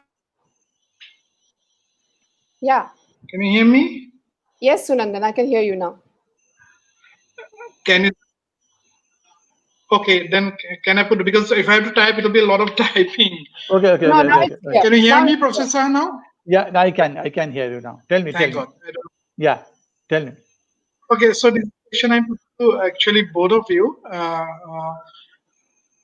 I personally, being a teacher for almost 25 years, I personally still feel when I talk to students that education in India is a bit, I would say, stereotyped. I don't know the correct word, but it's still, have components which may not be really necessary as far as the career is concerned. I'll give you a small example. One of our students from computer science and engineering, she cleared all the courses, quite good at programming, but she was not doing well in a paper on electrical engineering, and that was in the first semester. And she had been repeating, and it went on till the final semester, and now she is in the 8th semester, and it was 4 times attempt. Every time she was not successful. But if you look at the situation for her job, the computer science, she doesn't really need to know a lot about electrical engineering as such. She wants to concentrate on a career in programming, right? I don't really know how important it was, but it is a compulsory course, and she has to clear. Anyway, I'm now sitting with her trying to. So I wanted to ask you this. See, there's a student when I was working in Sweden, a Russian student who took one of the course in nanotechnology, and he was working or trying to develop some nanosensors with me. And then he one came and told me that I need a break. I'm taking a break of about a year. I'll come back after 1 year and continue. So I said, what are you going to do for 1 year? He said, oh, I'm taking a course on how to drive a 80 truck. So I said, what is that for? He said, well, back in Russia, a lot of students know how to actually handle these trucks, these huge trucks. So at the moment, I feel that 1 year certificate might be useful to me. I'll come back later and complete the course. So that type of possibilities are there in some countries like Europe. So very soon we see something like this, that a student actually plans out his own course, what particular courses he needs to take for his graduation, courses that can actually provide better employment for him, because now you see with the online platforms coming in, so many courses from NPTEL here, then so many courses through Coursera, all these big universities, Stanford, MIT, even IBM. So with so much of digital platforms available for the students to, gather knowledge, can you think of a system of education where the students can actually customize their own program that they want to run? What do you think about this? Okay, I will share with the experience which we have at the Flame University. Flame is Foundation for Liberal Arts and Management Education. This is called full form of Flame. So what we do, a bouquet of subjects which are available to the students to choose from. So it's a major minor combination. So I have a core major. Suppose I am doing a finance major. So I have a finance major. First year of the 3-year course, first year is called all the foundation courses. We give the liberal parts of it. Each of the 11 courses they go through, where I talk about bringing them to a level where they appreciate the interdisciplinarity of the education process. Then toward the end of we call it in term side, to the end of the last term, which is the 4th term in the first year, they opt for a major and minor combination. Now, when they choose for the major and minor combination, is actually open discussion, open hall discussion between the students and the teacher, and try to guide them what type of major minor combination they can take.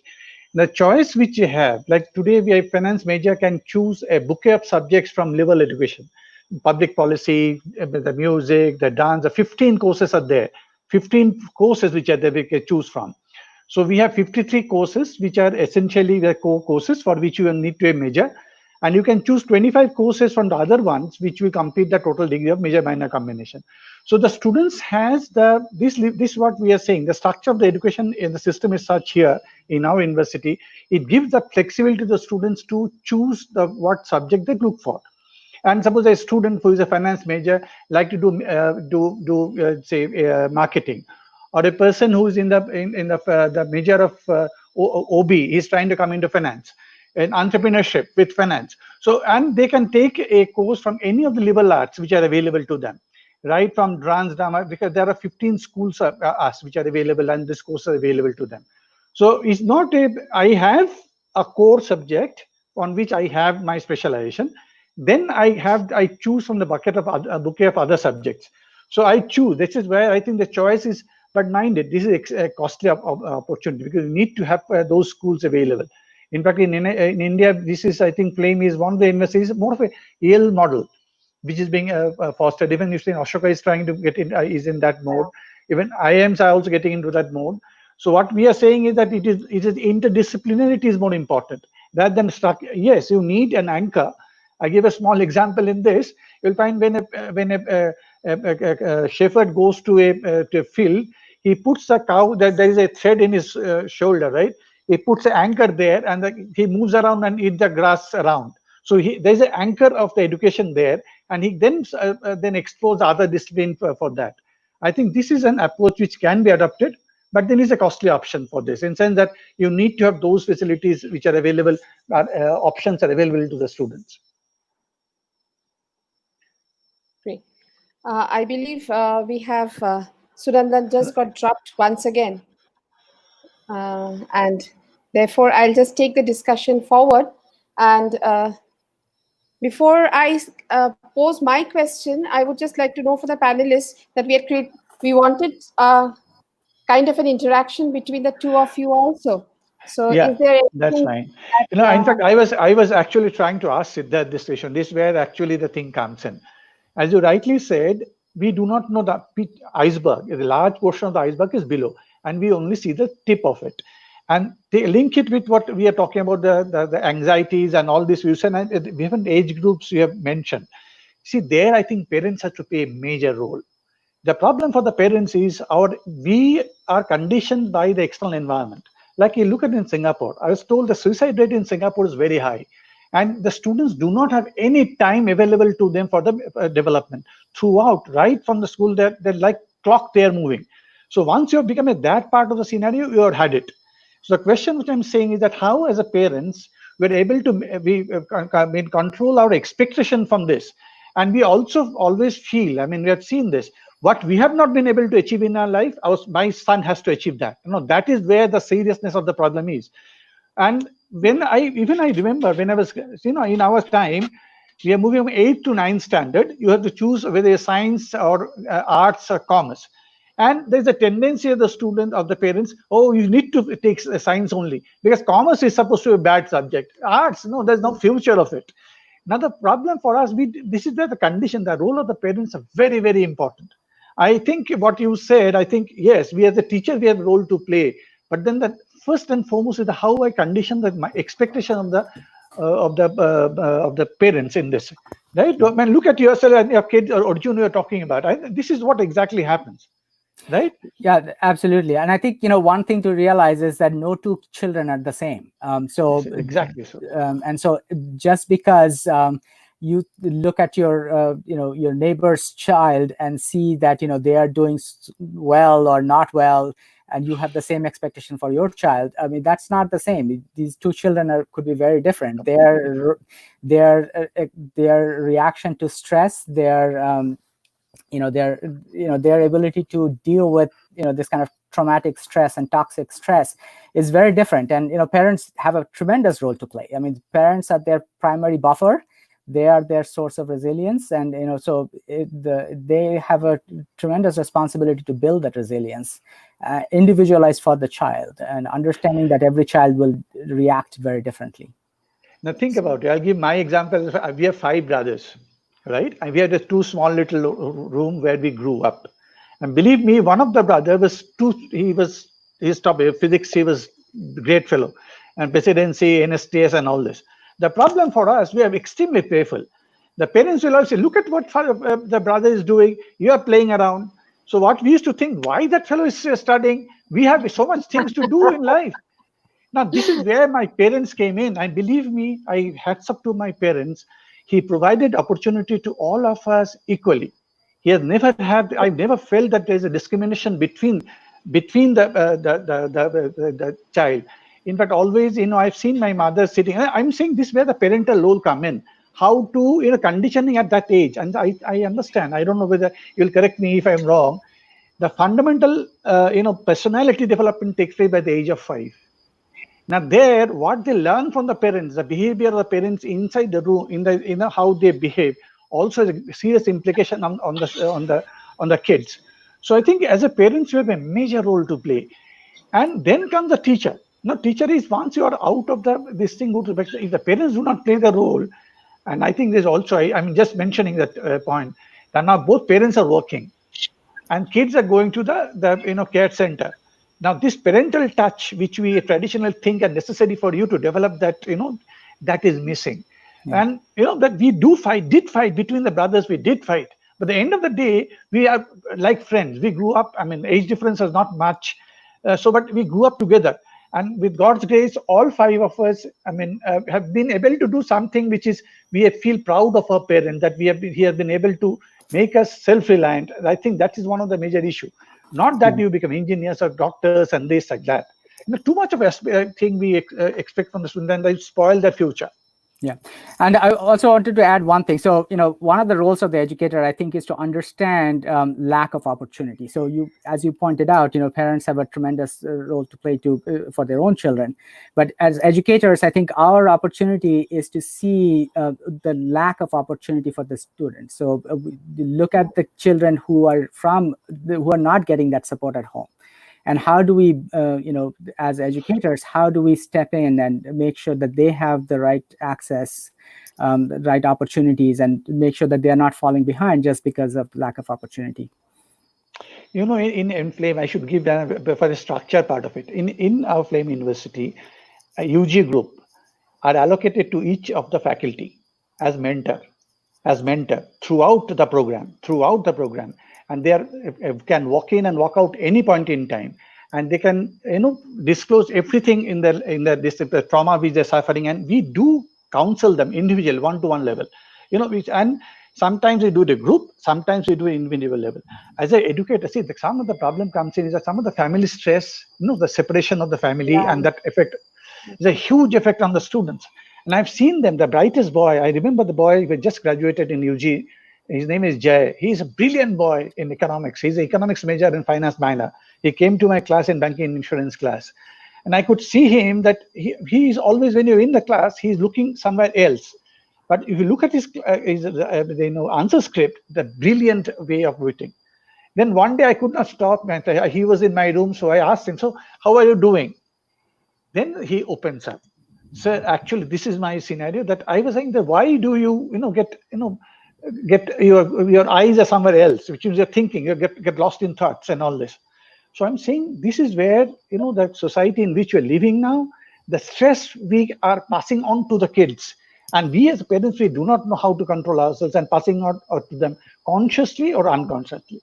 And this is the major role for the parents to play in the nurturing process of the kids. And I think one of the challenges is how can teachers become partners with the students? So how do teachers find out about what's going on in their home setting? And that's something that we do not do very much all over the world, but in the US that's actually starting to become more and more common. So as I mentioned, my son's teacher, they call us and we talk about what's going on at home. And so that is something that I think we all need to become collaborators and become stakeholders in the child's success. Let me also give one example to you. You know what? My mom, she used to go and meet all the class teachers, and we used to get angry. Why she's meeting the class teacher? Because she knows she is going to complain everything to us. Now, this is what again I'm saying to you, staying connected. Rather than teacher phoning you up, parents are moving towards the which we don't do. Only when PTA comes in, we go there, and that too with all reluctance. Somehow we have to tick mark that I've gone to the PTA and come back. Where the teacher is trying to share the thought, then the parent is saying it is your problem. Why you're probleming this teacher? I have sent my teacher to the school, word to the school, it is your baby now. I have nothing to do with it. And I only feel at the end of the day, he got 99% marks. And this is another problem for us. Each one of us tell lies to us, our kids, that when you're young, you should shoot first. If everybody was standing first, who was shooting second? I have never found the answer to this question. So we pretend this, until unless we learn that, that's why the education of the parents are extremely important in such a complex environment. Even today in the COVID scenario, think about it. I don't want kids to be in the house because they're occupying my time. They're asking questions to me. They're moving around, playing around. But what they will do? No, that's what I'm saying. I mean, I think, yes, I mean, teacher has a major role to play, but first primary role is the parents. True. Very true. Absolutely. Sunandan, again. Sunandan is playing hide and seek first. But today, technology is playing front with him. There's nothing you can do. Absolutely.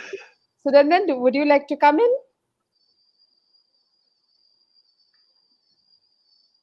Hello, Sunandan. Again, hello. Connectivity is an issue. It's lost again. Okay. One question that has been there in my mind, like the other day I was attending a webinar of Ashoka University where Dr. Prithviraj Chaudhary from Harvard Business School was speaking, and he floated the idea of that work from home is going to be replaced by work from everywhere. So work will be across all geographical boundaries. And he cited the example of some companies who already had this as their mode of functioning even prior to COVID-19. And therefore, he envisages this work from home everywhere scenario as a case where maybe a person who is in a small town, let's say in Assam, would not like to go and shift base to a costlier city like Bangalore or Hyderabad, or maybe move out of the country.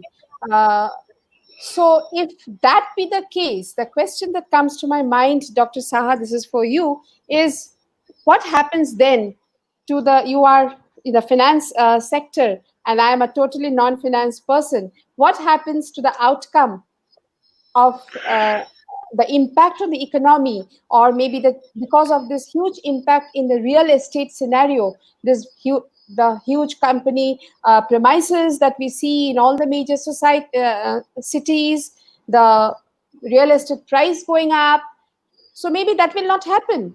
And what happens to those huge office spaces? So see, again, I'm saying this is a very, very tricky question. You see, essentially, the issue is, think from both the sides. As you said, I'm working from home, so I'm saving myself if I'm traveling to a city and in a costly place. Now, look from the employer's point of view. His HRA will come down, right? He saves that. See, understand both the sides. See, if you're lost, your gain to you, they say somebody else is going to compensate for that. So the question comes in that you will find a new format is going to emerge. We are not even that today we are saying we don't have to attend the class, go to the class, I sit at home and attend the class. When you're talking about the impact on the economy, and this is where I think one of the major issues is going to come up.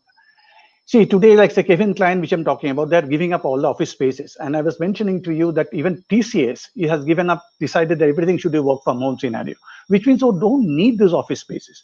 But at the same time, what happens is that new shoots, like even Prime Minister now talking about green shoots are being seen. And if you look at my personal reflection on this, I should mention this to you so that you can get a comprehensive answer to the question which you have. I do not think, unlike the financial crisis where the entire system is in a jam, we are here. The crisis is we have shut off the engine of the industry. We have just shut off the Indian industry. Nothing has happened. The banking health is in good shape. There's nothing in this. The once you start the engine of the industry, economy will start rolling again. I'm not saying it's a V-shaped recovery or it's a question of W-shaped or this type of recovery. But I personally feel that nothing, as if you look at the health of our economy or health of this thing, it may be a second quarter or maybe December quarter, you'll find that things are going to change. Coming back to real estate, see, real estate is not is an isolated event. Now, the question comes in why the price moves. Price moves in terms of you look at the gold price and the real estate price. So it's called financial investment and physical asset and financial asset. If I keep my money in the case of your financial asset and I keep money in this house or gold, I expect how the value of gold is going to go up. Now think of the gold price. Just before a year back, it was 1,264 dollar per ounce. Today is 1,700 odd. In a span of 1 year, the price has shot up. Same in real estate. Now, real estate thing, what happens? There's a price, scarcity adds a price. Now, if the scarcity is not there, price will not go up. But in the office space, what I'm going to say is, see, in the case of real estate, two part of this thing. One is the residential and the real estate of the company side. And the commercial real estate. In the case of normally the individual's space, you'll find because of the huge chunk of our the demographic premium fellows who are coming into the job market, they will continue to look for houses. So that price will, that scarcity will be, price will not go up. It's only a question of time. But real estate, other side of the scenario, you have a new engine has to move up. New investment has to take place. New entrepreneurs has to come up. Like, shifting the base from other countries to India. So it's a question of one goes down, another picks up. So it's a question of the transition time. It's a transition. And our economy is in that transition process. You have to have patience for this. Because, this cannot be done. Economy is a huge, India is an elephant, you see. And the elephant, it moves, it moves an inch, but it moves. So I am only hoping that positivity, that think about that. And unlike, I do not see a doomsday for our kids for the future. And I think that you will find the new thing is going to emerge maybe a quarter down the line or 2 quarters down the line. Great. Sunandan, would you like to come in? I have one question for Dr. Siddharth. Should I ask that and then maybe I'll pass it on? Yeah, Mitra, I am in, I guess. Can you hear me? Yes. We can. Can I utilize this small time that I'm allowed to come in to quickly ask something to Saha sir? Maybe you can pick up again when I'm thrown out. We don't have much time. So actually, Saha sir, see, me being from the engineering background and in our university, we haven't done immediate changes to the curriculum. Yes. We are rather trying to adopt new ways of delivering things, right? Delivering the education that we are providing. Only thing is that we are so we're trying to find out how best we can deliver, but we are still sticking to the old curriculum. But when I was reading through the reports from the business schools, especially in India, all the big schools, they are trying to bring in abrupt changes into the curriculum immediately. At least they're starting the next semester itself. There was this press release from IIM Ahmedabad that said that the macroeconomics course will include a lot of examples on COVID. So I was just wondering, is it the right thing to do abruptly changing the contents of a syllabus because of the pandemic, or is it important for the business schools? See, this issue is too deep in this. Two deep questions are inside in this. One question is, the changes in the periphery. Changes in the periphery. What we are talking about, what I am Ahmedabad has done is changing in the periphery. Where you stay yourself, your knowledge becomes topical. Now, topical things as a teacher, you can always add and delete some of this which are not able. See, and this is where the case teachings and other things come in. But when you talk about course restructuring, is actually a serious process. Let me tell you, I'm finance chair now, I'm going through this process of course restructuring, both in UG as well as in PG. And a long chat going on, and how do we do the restructuring of this? And now again, I'm saying goal of where we want to go, what the type of students we are trying to. Now this thing which are deliberating a lot, what we want at the end of the day, are we producing students who are going to higher education from UG to PG, going abroad, or is it going into picking up a career at the end of UG? So my course structuring in content also is going to be designed on that basis. And it's not that I mean, we have a 1 year time span for that. I mean, it's not that. What we have decided is in terms of tinkering with the existing course structure, and the periphery make the changes and make, which as a teacher we are expected to do, that we don't wait for entire things to take place. We have a freedom to do at least 10 to 20, I think about 20% change we can, so that freedom is given to us by the board. So that, and this 20% is not ad hoc, it also discuss in the area group and see what exactly, which are you dropping out, what are you adding. So you become a peer discussion takes place. So it's not that a thing they do it, and it happens. Suppose today my courses are next semester is going to start in the month of September. September first week. We are now spending time and how to in area group. A series of meetings are taking place. Which course, which benchmark institution we should be using it. What all is being taught by Stern, Wharton, or Kellogg School of Management or Kelly Business School, and then we map into our thing and where the frontiers of knowledges are, and where are we leaving behind. So this will take some time. This will take about a 1 year process. And again, I was talking about the liberal education of the liberal component of the education. What we are saying is that apart from finance, a major course, you can choose from bouquet of the minor courses. Now, what is being discussed about? I mean, we are talking about LE combination. Like, say, I can finance major, but I take a course in public policy. I minor in public policy, or I can do in the case of liberal law. I mean, other even dance and dharma. So I think this is where this is a long-term process. This course restructuring takes time. It cannot be done overnight. But at the same time, as I was arguing out earlier, because we have to go through all this bureaucracy, it should not delay the process so that it will be left behind. Your courses will be such that student will lose interest in your course and they leave it and go to the other centers which are doing the best. If I may add just one thing on top of that, to this point of, how much do we integrate what's happening in the current world into our courses? So I think, Dr. Shah, you mentioned this idea of critical thinking. I think about this from a couple of different perspectives. So to be able to really create critical thinkers, there are a couple of things that we need to train students to do. One is knowledge integration, and knowledge integration means that you don't just assimilate knowledge, that the factual information that you're getting, but link it to your lived experience, link it to what's going on in the world right now, see how it's playing out.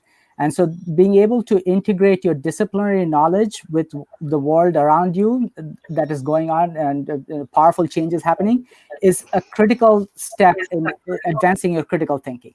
Being able to relate, the facts that you learn in a traditional class to what's going on right now. So that's one. And the second is transfer learning, being able to apply things that you learn in a course to a completely different setting. So how can an engineer step in and help in the COVID crisis? So how do my students who are learning something that they may not have thought was at all relevant to what's going on with COVID, how do they apply what they're learning to COVID? And that is a critical ingredient, in my opinion, to actually ingraining this idea of critical thinking into the students. So in my courses, I did change all my examples to COVID-related examples because that was a huge opportunity I found. There's an opportunity to teach knowledge transfer, knowledge integration, and transfer. And it says topicality. In fact, that's where the thing comes in. You're moving the student from knowledge to wisdom. That's what I'm saying. I am able to integrate my thought process and solve the problems at hand. And I make myself more relevant to the society, not only for the job purpose. As you said, as I am an engineering student, can I help the COVID patient? And that empathy has to come in, that you are not only doing for your own self, there's somebody else to give back to the society at large, whatever investment the society has made into you. Now, I give one small example of my next brother is a doctor. He is a COVID. He's now in that hot spot in the head of the Department School of Tropical Medicine there, and he's there on the tour. Now, look at it. I'm saying this very important for this. When he was being baptized to become a doctor, the senior professor comes and tells him the baptization process. My boys, you're entering the most noble profession of the world.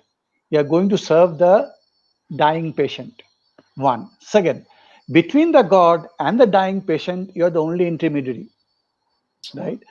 Because it is only when the patient is looking at you, he's looking for life from you. It is only you, no wife, husband, parents, anybody. You can only impart the life, hope, and expectations in his life. So how you present yourself to the patient is one of the major things which is present. Third thing is said, remember, throughout till you breathe your last breath, you are going to serve the society. Because doctors never retire, we retire. And in fact, most of us become retarded in the process. They don't retire, and they serve the society till the last moment. And then he said, remember one thing, you have to be extremely careful in the process of treating the patients. You should not become a patient yourself. Because if you die, society lose a huge amount of investment which you have made onto you. Now look at the whole learning process. So what we are saying, can I integrate myself with the society at large? And what bridge that we as a teacher, that the teacher is saying to him. And as a parent, then they come the teacher, and then he emancipate in the next level of journey, where we are talking knowledge to the wisdom level, right? Absolutely. Absolutely. I would just like to ask the panelists if there is a time for one quick question for Dr. Siddharth, or should we just conclude it? Please be, already we have, crossed all time limit. Please be free to let us know, especially Dr. Siddharth. Go ahead with him. Go okay. ahead. Okay. So Dr. Siddharth, this question is for you. Now, and there are two unrelated things, but I'd like to put it as one question.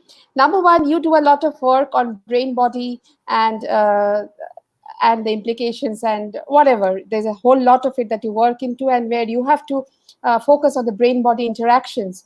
And of late, my craze is something that I came across in a training session, and that is about the brain-mind learning principles. And in that brain-mind learning principles, once again, it is reiterated that 12 brain-mind learning principles. And the two aspects which from my perspective, I think is getting highly compromised in the present situation is, number one, the active learning that happens because of social interaction and because of emotional interaction, which is currently not happening, as you mentioned in your talk. So therefore, how do you think that we can still take care of these two aspects?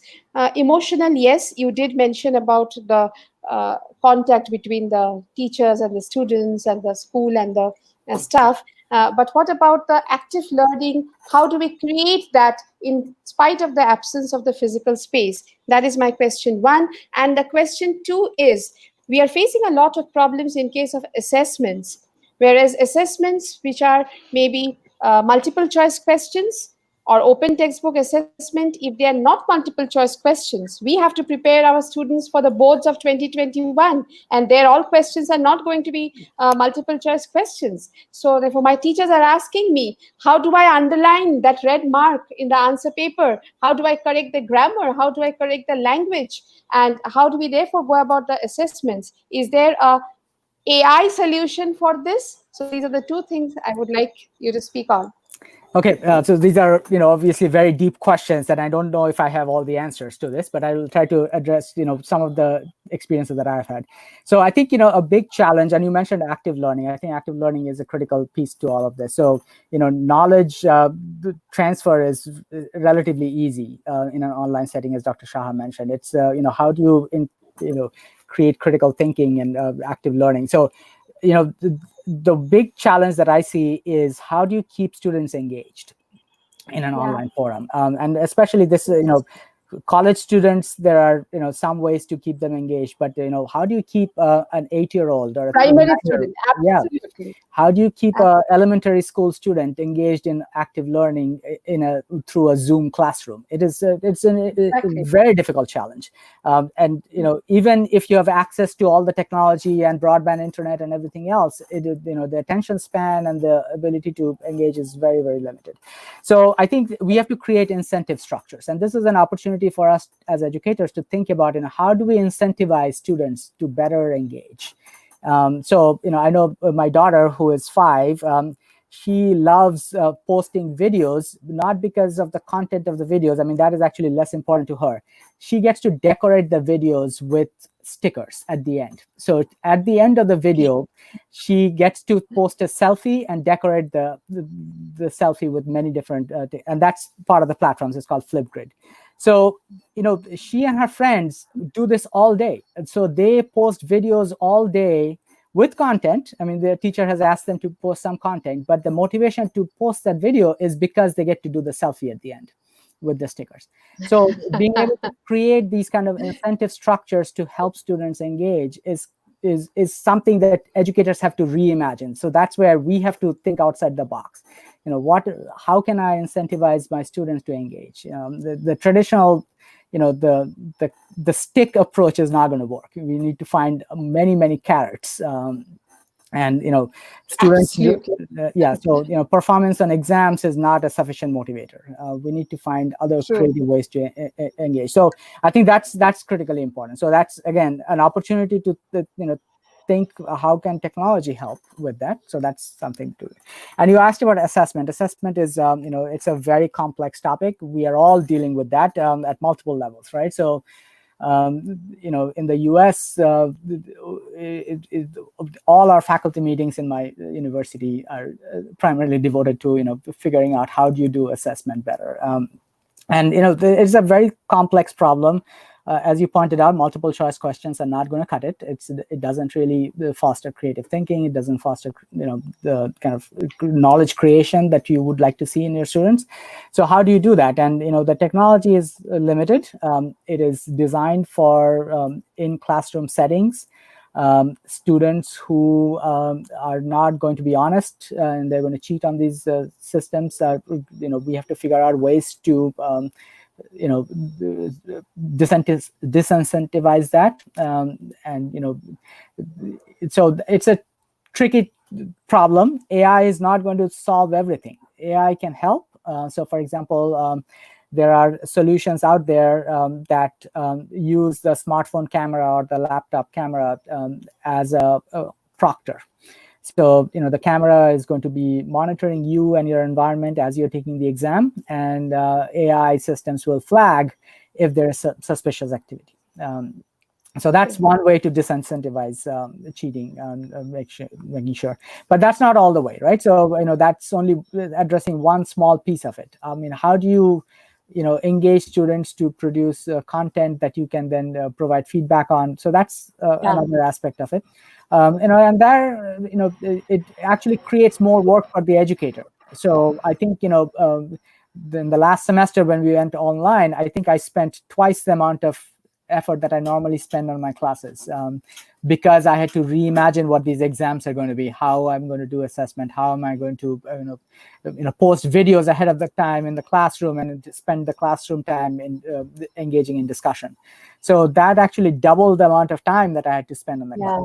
But that is a useful investment for the future. So I think if we sit down and think about what needs to happen, what are the critical pieces that students need to learn, and how do we assess that? So that's the other aspect of it. And what do we really need to assess? Knowledge and their grasp of knowledge, is that what we're assessing? Or are we assessing their growth? How are they assimilating the knowledge and becoming better creative thinkers, critical thinkers? Is that what we are assessing? So I think we have to reassess what the point of an examination is. Correct. And that reassessment has to be done from a central level, like maybe the change has to be from NCRT, from MHRD, because We can do, as a school leader, I can do it only up to a certain class level. Finally, I have to prepare my students where they have to state the statement of Newton's second law of motion, and they have to memorize it and write it. So I have to prepare them for both. That I think is, that's what Sunandan was trying to say, that we refuse to a status quo mentality. We don't want to change ourselves. And we said, whatever I have been taught, that is the best thing just in the world. Yeah. I don't want to change. That's the problem. And because I got 58% marks in my exam, I won't give more than 58% to my students. You know that? This is the beauty of it. Because how come my students are better than me? How can he get a marks better than mine? Now, these are the blocks which we have in our mind. This has to be shed as earliest if we really want to move ahead. Yeah. Now, this where I don't know, we are also retarding the process of growth of the student. So one thing that has, in some ways, a positive change has happened is that many of the U.S. universities are actually moving away from standardized testing. So, they do not require SAT scores anymore for admission into college anymore. So, this COVID has actually, actually created some momentum for change where standardized testing is becoming less and less important. True. But that also would call for a huge change in mindset. I would just share my experience. In our school, we had taken a self-assessment test just in the first week of June, and we called it self-assessment so that we wanted to drive home the point that nobody is judging you. You will be your own judge. So therefore, give the test with full honesty. So that was the point we wanted to drive home, and therefore, the teachers went on to create maximum of open textbook kind of questions. And then we were flooded with phone calls that henceforth are all the examinations going to be like this? What happened to the questions which were there behind the lessons? You never asked those. So I really hope that, finally we bring about that very necessary change. And that change, I believe, is everywhere. Because even in the last webinar, I was mentioning about this book by Harari, where he speaks about the problem of rote learning that our current educational system is promoting. And we are hoping that in the post-pandemic era, if there is at least one change, then it is this, our assessment systems and our way we teach in the class probably. Sunandan, maybe I hope your network will be kind enough for you to just come in. I'm there. Luckily, I'm still there. Yeah, we actually, what an engrossing discussion. Actually, we went to 9:15 now, so maybe we have to close the session. So, personally, from my side, I want to thank both speakers for giving us your time and valuable insights.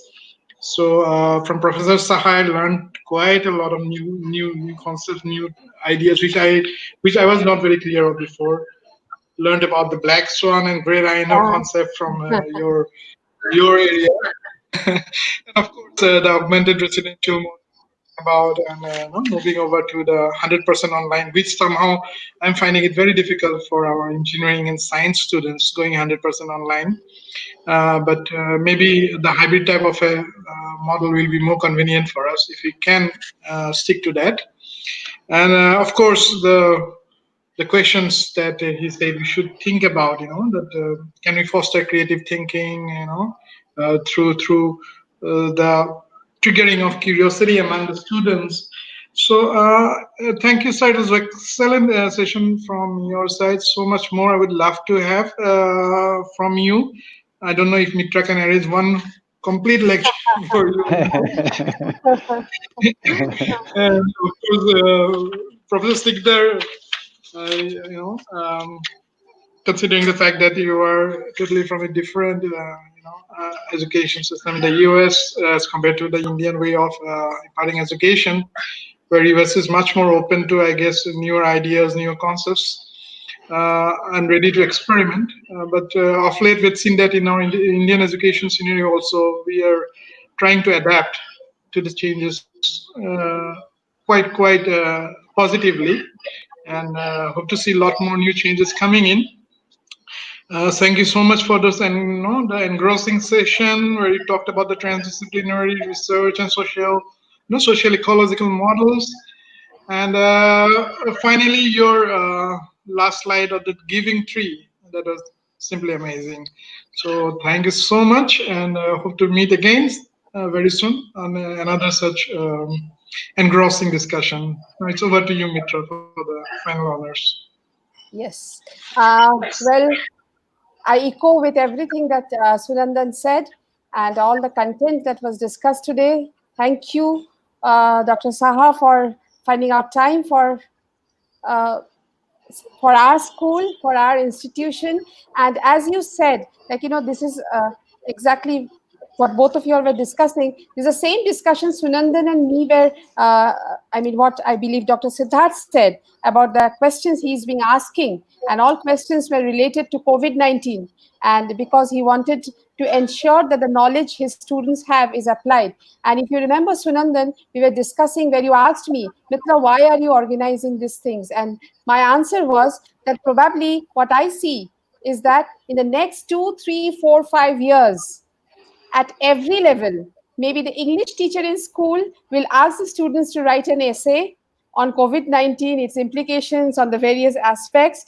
Maybe a maths teacher will do the same. Maybe a science teacher will do the same, only that the perspectives will be different. So it was so important that we understand what's going on across the globe, everywhere.